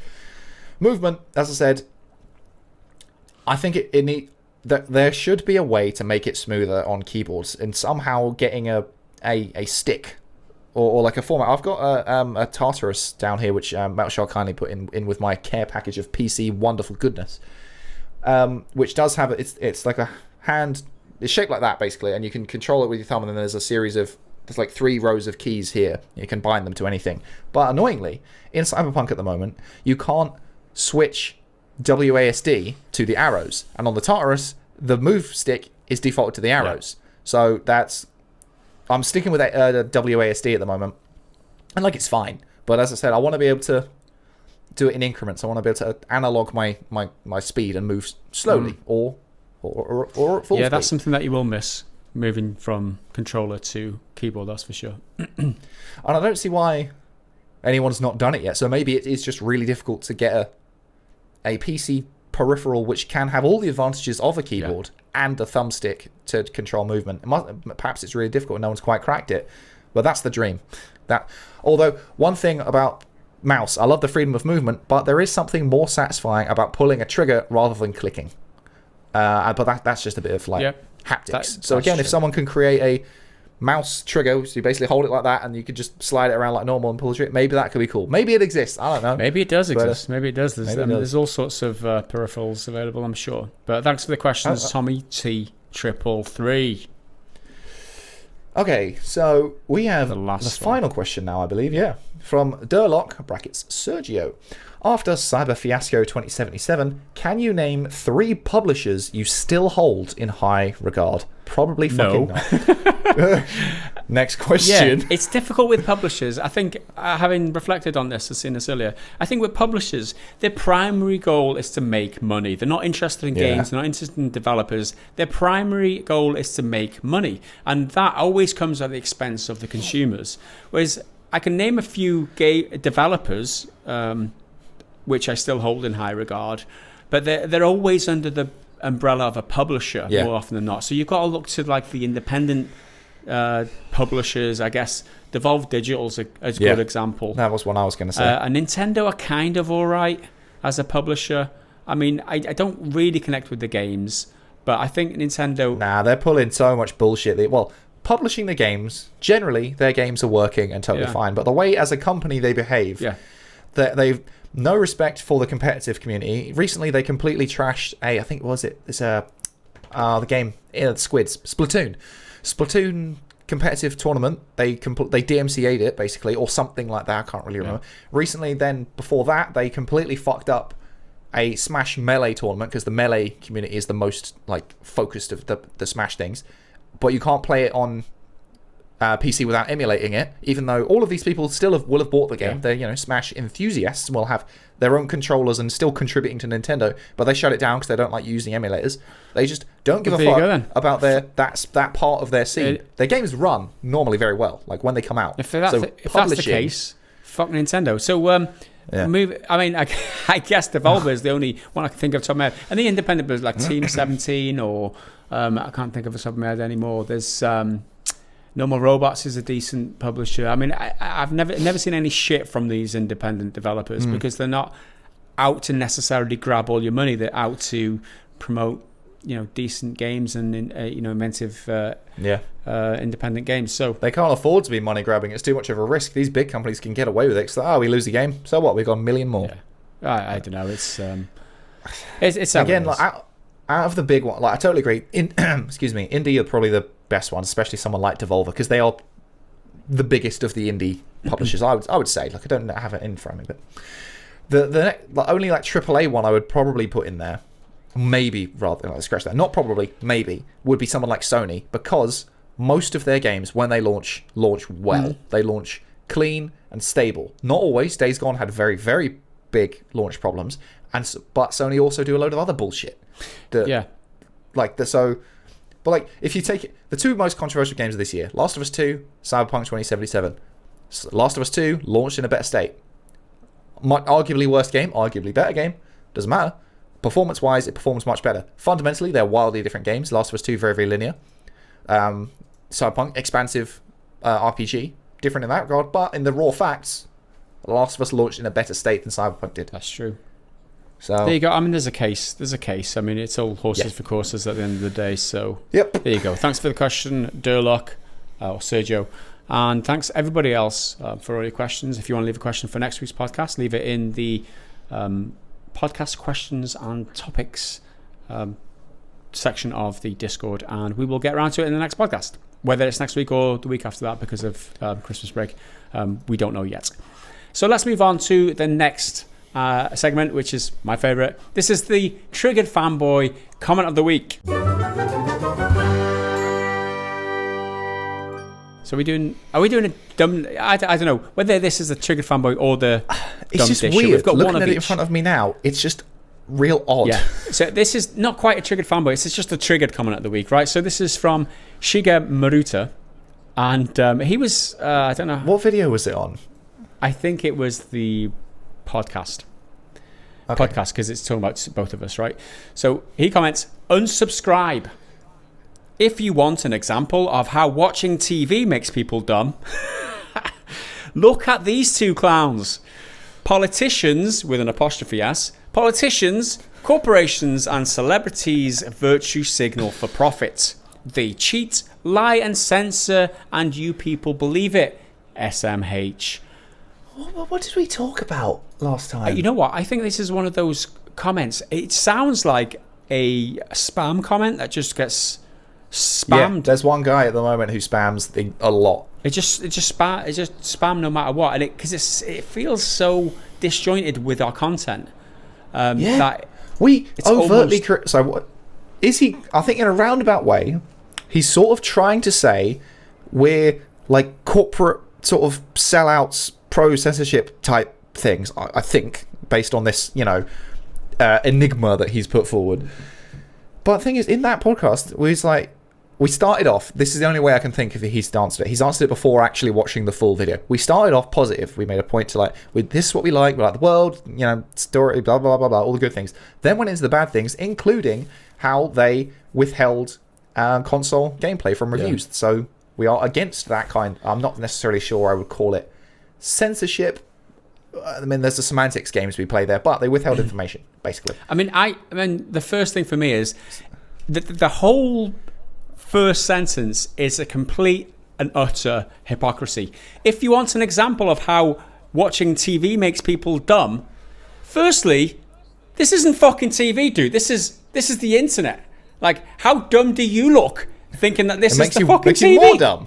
You fucking hypocrite. What the... I mean, that just blows. Did we talk about TV that time? Like sometimes we touch on assumption like is Star Wars, he thinks we're Mandalorian. My assumption is he thinks what he's watching maybe. is TV, right? Oh, so maybe unsubscribe. If you want an example of how watching TV makes people dumb, look at these two clowns. This is it. So don't be like me and watch this because they're dumb and that'll make you dumb. I mean, maybe it's not. Anyway, I just don't know. Where he's going with this one. This comment is disjointed with reality. There's just a different version of what he thinks we are and who we are that he's responding to, and he doesn't make a good point. Doesn't make a good case of formulating his opinions on why. Like we cheat and lie and censor people. And people believe it. Like, we're virtue signaling for profit, are we? I don't get... What virtues did we signal in the last one? That Cyberpunk is a unfinished game. I mean, if that's a virtue signal, that phrase has lost even more meaning than it already fucking had. Anyway. It doesn't mean anything. So, short of dissecting this any further, which is probably not worth it, because this guy's long gone anyway, and we can't bring that out anymore. I mean, when commas and full stops and apostrophes are in all the wrong places, he's all over the place you can never win. So this next comment is more of a fanboy, but less triggered. So this kind of fits in the same. And this is from a regular commenter, and it's not really that triggered, but he's kind of a fanboy all the same. And it brings up some good talking points anyway. So Frank Marcus, we're talking about a game. About the video where you said Cyberpunk is in trouble, and his reaction, probably having not watched the video, was, "It's not in trouble." Is it having problems for some? Yes. But it also happens to be one of the greatest games I've ever played. And I've been playing games since before many of you reading this were born. Oh, and it also happens to be the most gorgeous. This is just more piling on clickbait nonsense. I like this channel, so it's a shame, really. There is nothing clickbait about... All right, so the thumbnail was Cyberpunk 2077 is in trouble. And then the title was... Hold on, I've got it in front of me. Where are we? Cyberpunk 2077 bugs cause 7.8 stock drop as CDPR apologizes and offers refunds. I thought that was quite a good title because it's got 3 facts all there, right? And it fit within my character limit, which is always a problem. There is nothing clickbait about it. The game is in trouble because of all the problems they're having, and all of even if the problems aren't real, which they are, even if they weren't, and people were just responding like that, and this groundswell of people saying this is bad. That's trouble. Yeah. They're in trouble. The fact they had to hold a meeting with their investors to explain or answer questions and be like, all right, we know there's problems, we're on top of it. That's kind of what they tried to do anyway.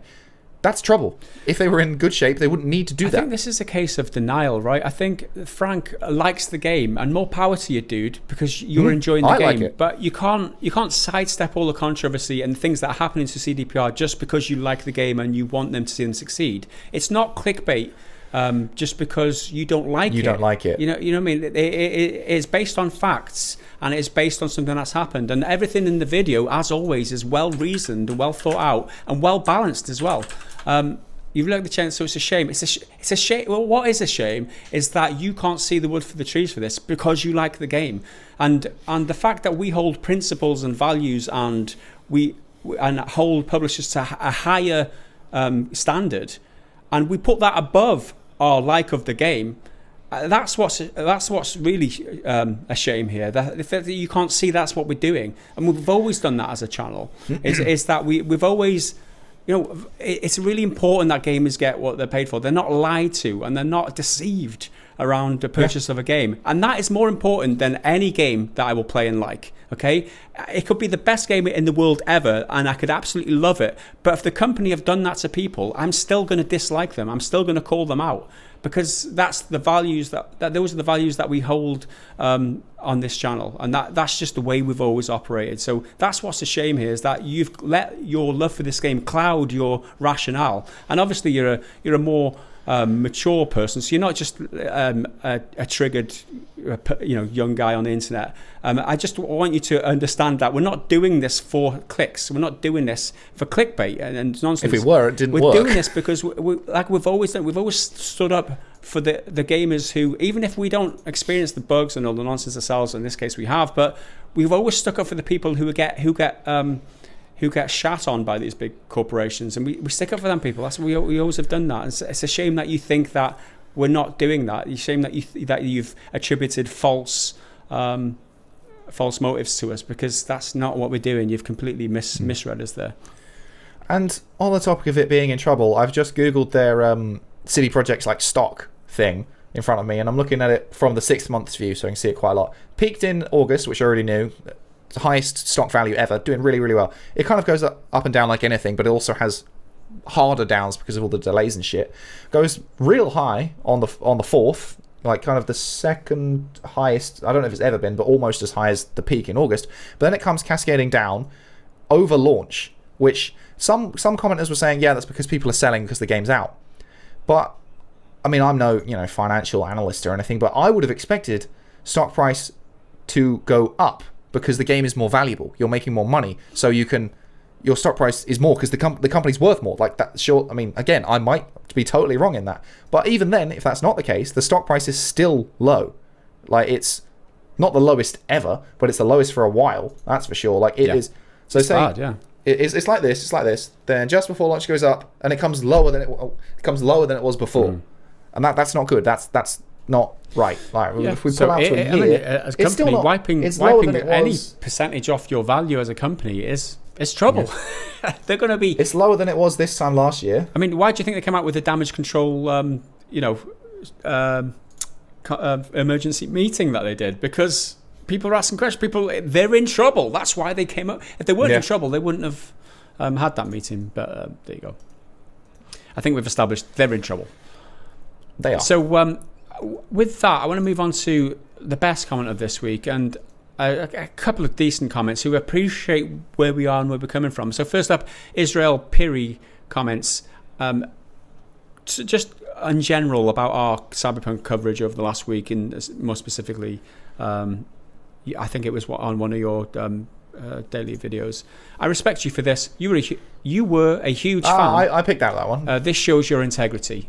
So, just highlighting that people appreciate the fact that we're not clouded by just our love for the game. We've got integrity, we've got values, and we appreciate things. We hold these companies to the standards regardless of who they are or how we feel about them. Yeah. It's more about doing what's right rather than how we feel about and without totally trashing everything about it. Like, performance is pretty dog shit on a lot of console systems. Mine's pretty solid, but there's still so many bugs, and I still really like the story, still really like the characters and all that. So there's the good with the bad. On the same note, the NHAO Noah X-Lite comments very mature POV here, so appreciating your take. I like how this news did harshly criticize the practice and the circumstance of Cyberpunk without just falling into the loophole of just complaining and basically instigating people to get their pitchforks out.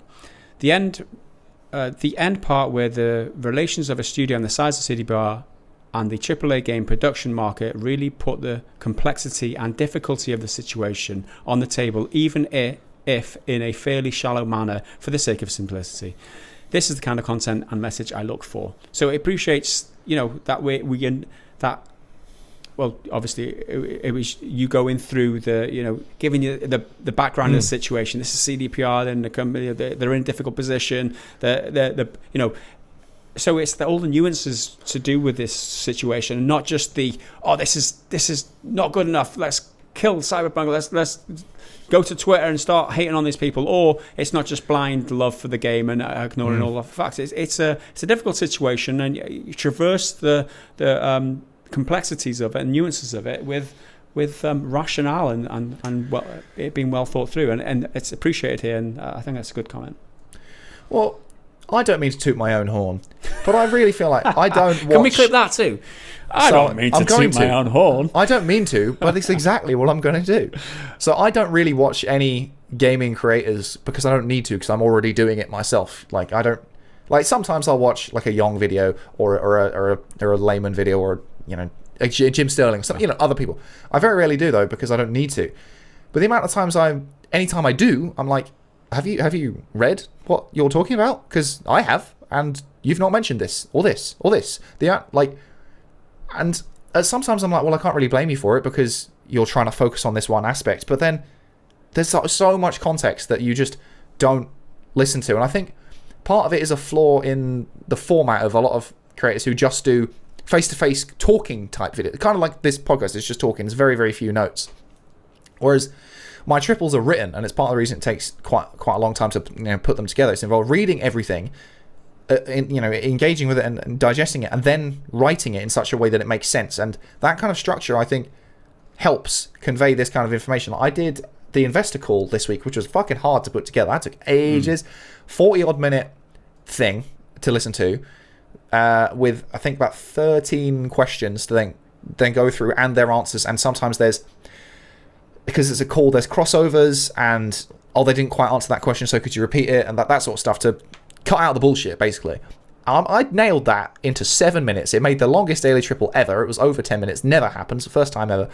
I think I did a fucking good job, and I'm still not happy with it, because I'm still like, I wanted to go into more detail there. Yeah. Well, this isn't quite clear enough. But I think so many outlets, not just YouTubers either, like outlets, took like 4 or 5 points out of that thing and put them into 4 or 5 articles. I took the whole thing, put it into 7 fucking minutes. I think that's pretty damn impressive, if I do say so myself. Well done, Henry. Like, well I could have spun it out, done. I don't like his content, but like the quartering style, where he just sits and reads, and then does another video of sits and reads. It's very effective for quick content. I don't think it's good content. I don't think it's a good way to engage with anything personally, and that's apart from his political opinions or anything like that. I'll just say this now. I don't mind it. I think that kind of content is really good. The way that people go, the reason people go and see his content because they want to see his take on it, and I think that's what he's bringing to it, rather than the critique of the situation. It's like they want to see what he feels about it because they value his opinion. So I don't mind that kind of that's. I don't, because I don't want to see what his opinion is. I want information, then his opinion. If that I feel like a lot of it is just reading what someone else has written, and there's nothing added. Personally, I mean, like what you like, I don't give a shit. But I think I did a pretty fucking good job on that investors thing, where so many other things would have spun it out for like video after video after video, or a whole 40-minute video, as long as the fucking thing itself, talking about each point. I think a damn good job, and I want some credit, and I'm taking it when I can. Well done, Henry. Thank you from, what's your name? Noah's Light. Noah's Light. Thank you. Thanks. You got any questions? So I've read 4 already. Have you got any? Okay, so I've got one here from, I think it's last week's podcast, where we talked about Cyberpunk a lot, and then also talked about the Game Awards, because The Last of Us cleaned up quite a lot. Some deserved, in my opinion. Some not so deserved. This person comes in, I think it's so paradoxical. Nubist85. I'm not here to hate on The Last of Us 2. But I will take every opportunity it comes up to mention how much I didn't like it. Definitely not mad about it, though. That's got to be, like, self-aware. Surely it's got to be self-aware, not just, no offense, but I'm going to say something really fucking offensive, you know? But I quite enjoyed that one, because it was, the Last of Us 2 thing was such a minor part of the podcast, and every time it comes up, there's always comments being like, I didn't really like it, or the flip side, or I really, really liked it, everyone's just a hater. Like, I mean, like what you like, man, but do you got to make it your whole thing, your whole deal? But I do have a couple of other comments. I've got a funny one, right? So Arthur Kimes comments, and this was on the another Cyberpunk one, and he quotes you from the video. In 6 to 12 months, it will be incredible. But how many people will still be around then? And his comment goes, "Wow, really pessimistic about COVID." I mean, they've got to get the game fixed fast, because people are going to die. They're going to die unless you fix it. Yeah, no, I picked that one as well. I thought that was quite funny. He turned it around and made it into a joke. That was funny. I like that. And he quoted me, and actually quoted me correctly. The amount of people who just like make quotes up and just say what you actually didn't say. I'm like, didn't fucking say that, but okay. Yeah. That's the shit that really bugs me. So if you want to, pro tip, if you want to get me pissed off, dear viewers, just say stuff I didn't say. Then I'll get annoyed. That's it. This is Trigger. Okay, so Trigger Henry 101. And this one again, regular commenter, Cape Fury. So for myself, I think V is in a coma and all the bugs in his head playing mind tricks on him. I have honestly thought the exact same thing, because he's got like weird shit going on with the chip. I'm like, is it a bug, or is it just V seeing things? Who knows? So I've kind of been rationalizing it the same sort of way. Yeah. But then every now and then I'm like, oh, come on now. If it's got the Cyberpunk like blue flicker, I'm like, okay, that's deliberate. Yeah. I had another one here. Oh, this one I enjoy, because this is exactly the reaction I wanted by doing it. It's from Soul Echelon, timestamp. Dude just rips off his toenail. I felt that. I'm not happy about it. Why would you use that clip? Holy hell! And then a few people every are like, time though, you get comments every time you use that, and that's the Death Stranding why I one. do it, because it's about Death Stranding, and that was Kojima Productions teasing an announcement or something. Totally wasn't anything. It was them being like, here's some wallpapers, here's some merch, and it was real want to shit. sell. And I even acknowledged that in the video. I was like, Kojima fucking trolls people all the time. He doesn't give a shit. It's probably bullshit, but it could be like a Metal Gear or a Death Stranding 2 or Silent Hill, something cool. Nope. Here's some stuff that no one gave a shit about, and all the comments were like, on the Twitter thread, just like, what, seriously? That's all you've got? That's all it is. But yeah, I will always put the toenail clip in about Death Stranding if it comes up anytime, and I will continue. Normally it's Cloney who gets a little bit triggered by it because he hates it. Yeah. But Soul Echelon is now my newest victim. My final comment here is from one of the Patreon community, Marcus Hicks. Comments on one of our videos, and I like to disagree with you respectfully here, Marcus Hicks, because I don't quite agree with you on this, but you know, we're all adults here, and we can disagree and still be friends. And he comments, to be honest, I am bored with all the negativity now surrounding Cyberpunk.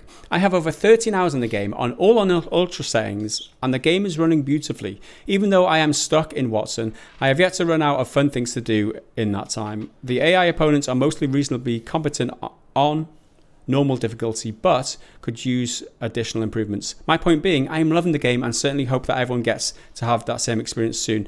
but I am done with the constant negativity. Some of us actually recall the state of Witcher 3 launched in, and I certainly recall how bad the PC ports for RDR2 and Horizon Zero Dawn were initially.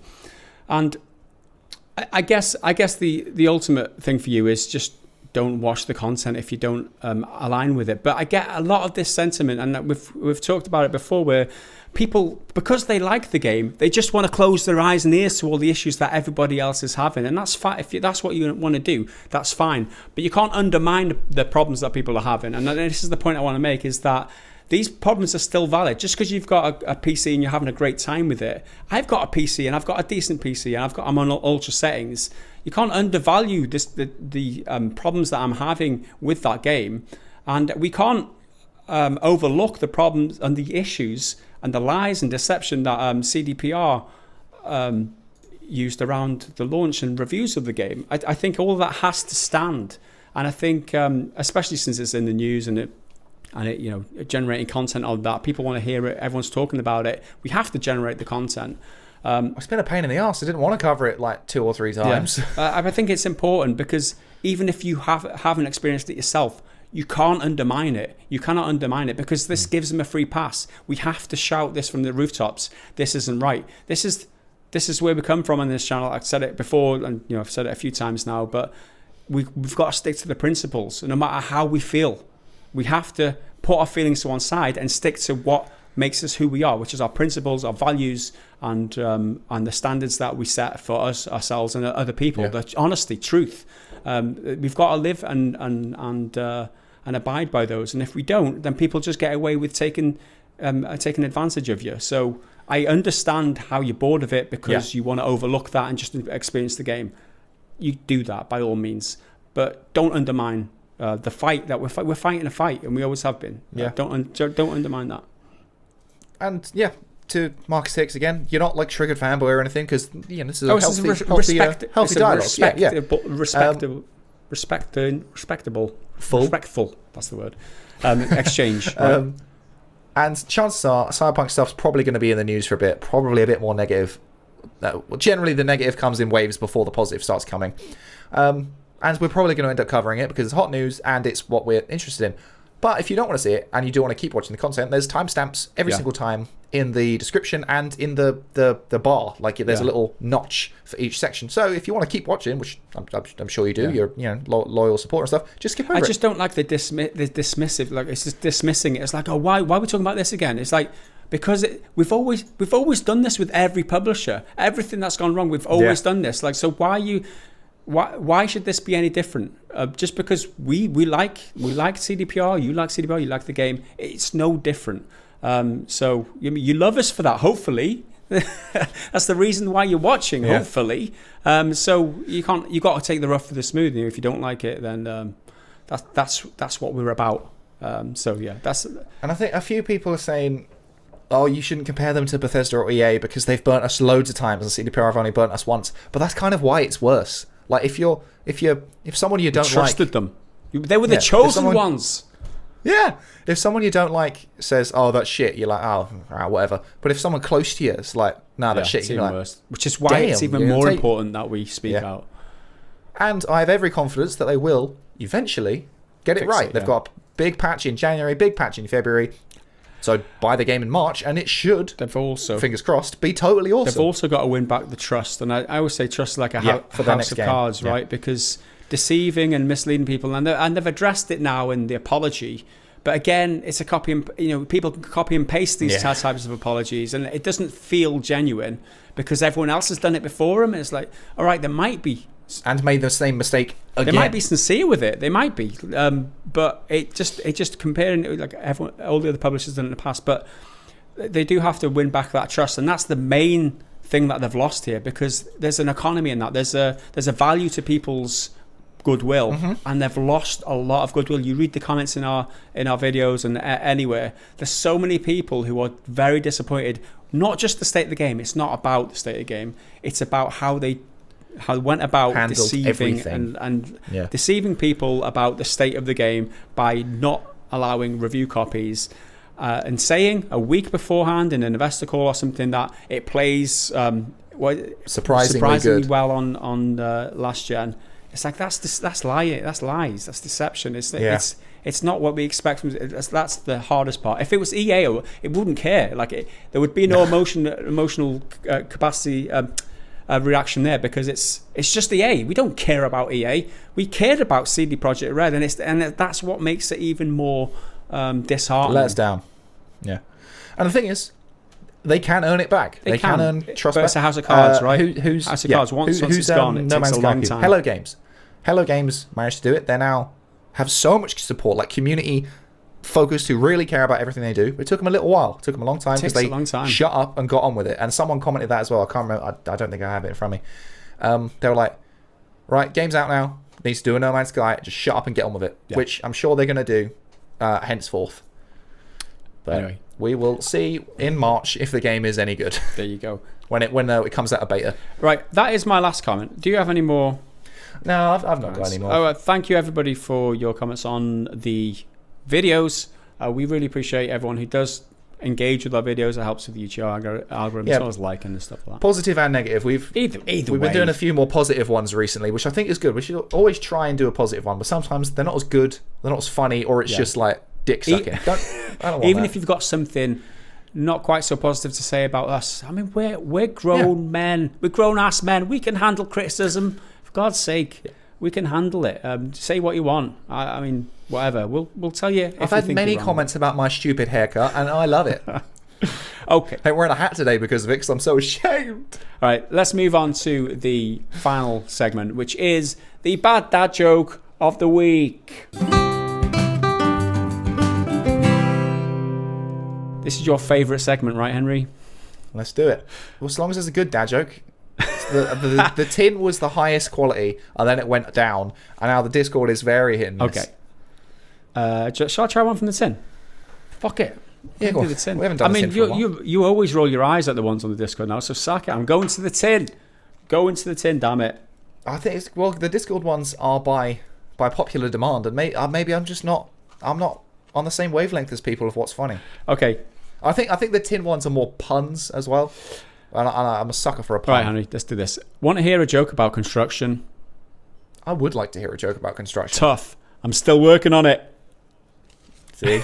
That's classic. Classic. That's it. Okay, I'll read another one. I've always had an irrational fear of speed bumps, but don't worry, I'm slowly getting over it. Kind of in the same vein. Classics. Yeah, same sort of so vibe. we'll go for the trifecta. 3 for 3. I gave all my used batteries away today, free of charge. Yeah, it's good. Triple. Good stuff. It's a triple. There you go, Henry. At least we got a smile. That's what the money buys. At least we got a smile from Henry. Premium dad jokes. Hopefully I'll get another tin for Christmas. With that being said, thanks for watching the podcast. And if you are this way into the podcast and you're not already a Patreon supporter, please consider it, because it really makes a difference. You obviously enjoy the content. You know, we need help producing it. So head over to Patreon, patreon.com/prettygoodgaming, and we will be eternally grateful. So thanks everybody for watching. We'll see you again in the next podcast, whenever that may be. We're not sure about that just yet. But on behalf of Henry and myself, we will see you then. Until then, bye for now.